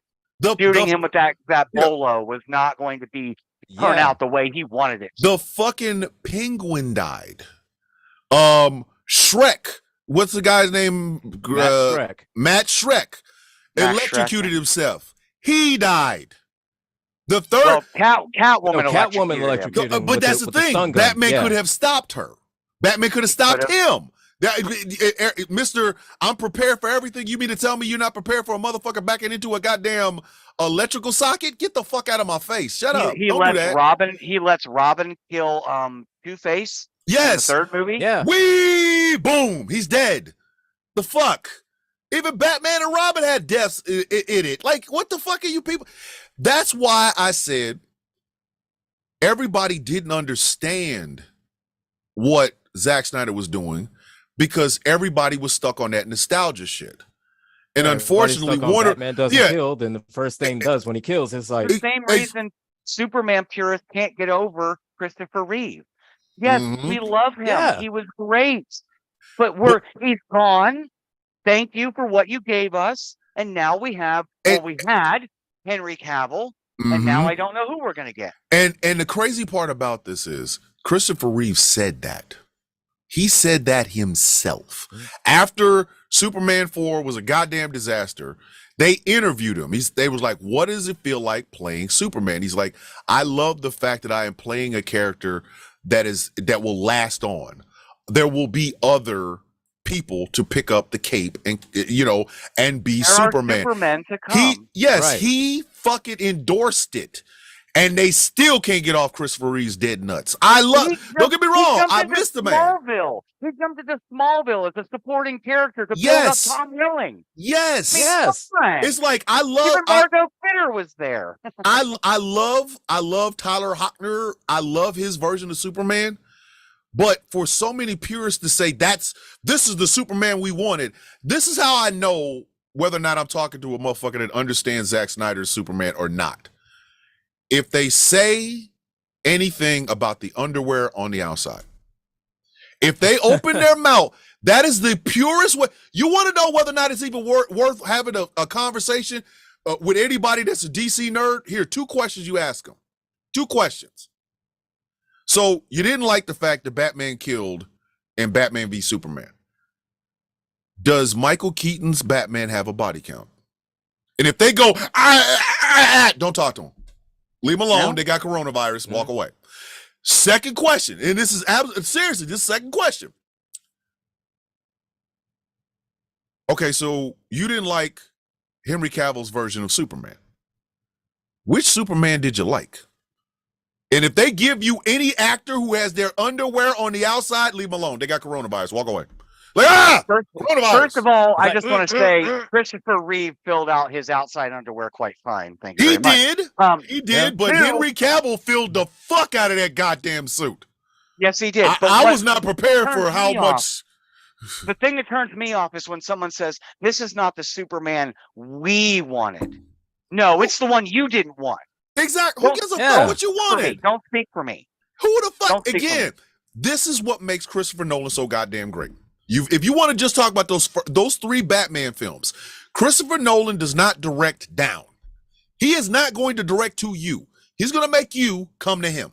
That's why his movies have always been great, because Christopher Nolan understands the concept of, I am directing the film I want to direct. You are going to watch it. I He would does even not say that- compromise. Mhm. The I would man even does say not when it comes compromise. to Dark Knight Rises, after Ledger's death, he didn't want to make that movie. No, he didn't. No. And that's the one time he did it for us and Mhm. suffered a bit. It's Yes. the worst of the 3, And- in my opinion. Yes, and it was like he didn't want to direct it, but he knew he had to close out the trilogy. He was and heartbroken. We were he all was heartbroken. very I mean, heartbroken. it's and 'Cause it if you came across notice- just like that. It's like you saw is that You okay, I don't want to do this. I'm in an emotional place right now, but Mhm. I understand that I gotta you all close need this out. closure. You need Yes. closure. So he did, and the tone of the film speaks to that. Bane is our heartbreak. That's what Yep. Bane. That's why I love. That's why I got this tattoo before the movie came out, because I understood what Bane was. Bane is Christopher Nolan's internal heartbreak at the loss of Heath Ledger. Christian Bale's whole character arc is trying to get back. Like, I want to get back to what I remembered. It's grief recovery. Yeah, It's like recovery from exactly. the It's 7 like Rachel. stages of grief. You know, Yeah, it's like Rachel said she would be with me if I wasn't Batman anymore. But now Rachel's gone, and then Alfred has to tell him she made her choice. Death happened. You can't run away from it. Her death happened, and yeah, this person was on the cusp of their life. They could have done more, but they're gone. And what does Batman do? He rejects it. It's like, no, I don't. You got to go the fuck away. I don't want to talk to you no more. not even the storyline or the characterizations, the acting, which were all brilliant in my opinion. Even the story is very good. It's just the movie was kind of rushed and the editing a little choppy, because I think Chris wanted to get this movie out. He just wanted put to it do it. behind him. Yes, Go like on. Yeah, that's that exactly third, it. yeah, that third half was strictly okay, we've taken this as far as we need to take it. Let's go. Batman gets back. Don't nobody know how. I still bawl my eyes out every time watching the last 40 minutes of that yes, movie, though. that last 40 Yeah. last 40 minutes, I'll give you the last 10. When he gets into the thing and he's got the nuclear weapon, and Jim Gordon's like, I never cared who you were. I never cared who you were. And he's like, you were right. He's like, but don't you think the city deserves to know who you are? And this is Chris talking to us directly. Yeah. And he says, I could be anyone, Doesn't matter including who I am. Yeah, it doesn't matter who Yeah. I am. Doesn't matter who I am, Including- including a scared little 8-year-old boy who lost his a parents. man, a man doing something as simple as putting a coat on a young boy's shoulders to let him know the world hadn't ended. That was Christopher Nolan saying, this movie hurt. It didn't hurt to make, it just hurt because of all the memories and the greatness Yeah. of the last film. Mhm. But I Ledger want you died, yeah, he and said, we but respect and we love him, but Yes. the world goes on. yes, It he wanted hasn't him to ended. know. Yeah, that was him saying, we're gonna get through this. I know you miss Heath. I miss Heath Ledger to this day, and not just for the Dark Knight. He's like, but we're going to be okay. I want you to The Knight's take this Tale last is one film. of my favorite movies of all time. That's a comfort movie of mine. I adore that movie. Yeah. He said he's basically saying, take this film and remember. Don't dwell on the pain. That's almost over. This last part, I guarantee you, is going to make your heart better. And Batman dies, quote unquote. But he had this contingency plan. What's his face? The Nightfall Protocol. The if you Nightfall will. Protocol, right? Yeah. So he fixed the autopilot, so there's a chance he might live. He's fixed the light, so there will be somebody here to protect you. He's got this guy who he's basically been telling his secrets to. He's given him the keys to the kingdom. Now it's on you. You got the suit and everything. And the final part was when Alfred's like, I'm still in mourning. He looks up and there's Bruce. And he's like, you made it. And he's got Selena. Selena's got his mom's pearls on. And he kind of just looks at him and he goes, we're okay. Cheers. Cheers. The world moves on. The world moves on. the fuck on. And it's like, this is what, and we got to end this, but this is what I think is missing in fandom. I'm not even going to say movies, fandom. Things change. I have loved Superman since I was a child. My second comic book, my first comic book was a Firestorm comic book, but my second comic book was in Action Comics. I have loved Superman my whole life. Everyone thinks that Batman's my favorite, but Superman's actually my number one. I tell people my number one is Superman. My number two is Jon Stewart. But when Christopher Reeve died, I mourned just as hard as everybody else. But I understood that Christopher Reeves is gone. His memory is still here. It's still going to be here. I can watch the first 2-3 Superman films anytime I want. But I also know the character evolves. So a Brandon Routh Superman, I won't say it's not my cup of tea, but he's playing. It's almost like the way they used to do Knights. That was a one night with yeah. Ralph Superman was a homage to Christopher Reeve. Exactly, and Bryan Singer's a piece of shit, but yes, that was his homage. So, and I want to say real quick before you move on, these are just my final thoughts, real quick, just to end the Batman debate or conversation. To me, The Dark Knight was a letter of grief written to a friend in pen, but here fell on some of the words and blurred them out. Mm-hmm. So the message could have been more poignant, but you can't read all of it because there was so much emotion in it. Yep. Yeah. And that's where I'm going to leave that at. Because like it literally, directors, when they direct, especially with, and I think that's one of the reasons I haven't really been a fan of all the Marvel films, because there's no heart in them. There's a lot of processed meat in them bitches. Every once in a while, you get a Winter Soldier, which is now hold on. I know what you're thinking. It's guys in costumes, but there's a deep story here. A story about our freedoms, a story about groups that want to take those freedoms. Project 2025.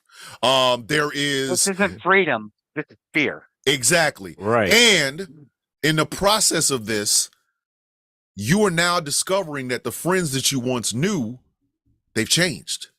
What do you do with that? That's still your friend. That's your buddy. That's your partner. That's your pal. What do you do with that? That's what Winter Soldier is. Black Panther. Black Panther is literally a conversation between the continent of Africa and African Americans in America. We understand. We get it.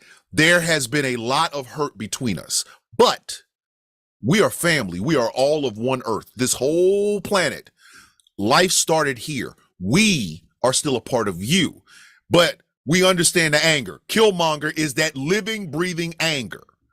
And it's one of those uncomfortable motherfucking conversations. But see, I never even got that message from Black Panther.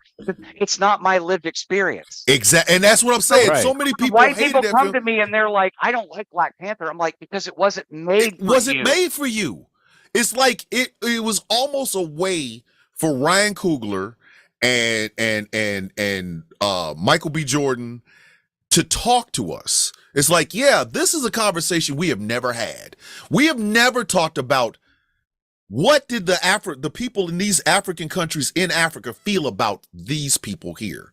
Yeah, and it's like the conversation. I just can't get into the deeper stuff. The conversation. Like, we've heard what they say. Yeah, this is a story about haven't us. Talked to each other. Exactly. And it's almost like there's these long lost family members. This family has been prospering for years. They have so much money and power and influence. This family over here has struggled their motherfucking ass off.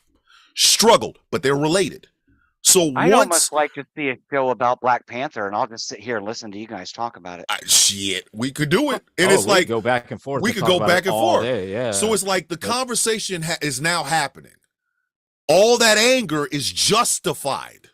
Yeah, because The rich like is you you said, people. the rich on this, the rich and affluent on this side, and the poor on this side, and in Mhm. between And in is between all is the is the ones nasty. that's saying that, hey, they don't like you because Mhm. you're over here and Yep. they're over there, and That's what- they don't like that's you what because Claw you're over is. here. Claw and then say, is oh, hey, they don't like you Mhm. because you have so much wealth and you have so much, and Mhm. they have nothing, and they hate you because you have so Yep. much. and it's like Claw represents that.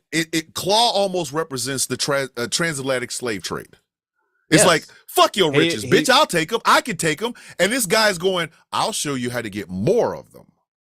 But his thing is, I don't want you to get them. I want you to get me to them. And then when I get there, I'm going to bring up everything. Like, where were you motherfuckers when we were taken? And now this rich family's like, but we So, I mean, we don't- didn't even we- know. we didn't had even no know. idea. We had no didn't even fucking know you idea. existed. And that all that does is piss off that poor family. Like, oh, you've got all this goddamn technology and you didn't understand what the fuck was going on with us. Fuck you. So now I'm going to take it. But now I have the riches that were denied to me. But I can't get past that anger. I can't let that go. So I'm gonna make every motherfucker pay for it. For the crack epidemics, the water hoses, the dogs, the burnings, the bombings of churches, the lynchings. Bitch, I'm gonna make you pay for it now. And these people over here going, but that's not our way. It's like, no, it's my way. And at the end of it, the conversation between Killmonger and Black Panther is basically you did nothing for me. You knew I was hurting and you did nothing. And Black Panther's like, I didn't know the extent. We shouldn't have left you, but you can't fuck this up like this. This is not the way you handle your pain. And Killmonger's like, fuck you. No, this is exactly how I handle my goddamn pain. I take it out on everybody. Well, Killmonger is like, fuck that. This is how I've always handled it. Exactly. This is how I handle it. Yeah. And this is how That's I'm what- going to handle it. I don't understand the deeper issues, but that surface issue is the one thing I really picked up on. Is at the end Yes. of the movie, Killmonger is, Mhm. I did it this way because it's the only way I know. I've ever known. Yeah. And that's why I'm good at it, yeah. and this is how I'm going to deal with it. And that's Deal why with that it point or deal with me. Yeah, period. that's why those last lines from Killmonger, knife, he's got a knife in his heart, but that suit is saving him.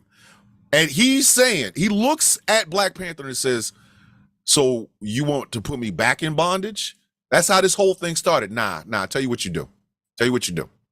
When I pull this out, drop my ass in the ocean with the people who decided that they would much rather die. Yeah, because they knew Than to be they knew locked. death. Yeah, they knew death was better than what was better than over bondage. there. And he literally pulls that knife out of his motherfucking chest. He could have been saved. He realizes he could have been saved, but he also realized what he was going to sacrifice. I'm going back to the same fucking conditions I was in the first place. Fuck you, bitch. I'd rather die. Boom. Yeah. And that sacrifice, look, because you can even see, T'Challa's looking like, but you have a chance to live. And he's like, no. Yeah, And that changes. That was the thing that what T'Challa came from the different side of it. He's like, but you could live. I could save you right now. Yeah, You I could save you live. right now. He's like, nah, I don't want to be And saved. it's like, no, I'm good. Yeah, because I know what, because I go back to that better. pain. Death is what's better than what I know is going to happen if I live. Exactly. I'm These going are the to conversations I've had with other white people. And- It's like the whole Star Wars thing. Like Padme wouldn't just give up. I've had white people say, we're talking about Black Panther, and like, well, I don't know why he would just give up and die. At the time I was like, I don't know. I don't fully understand it.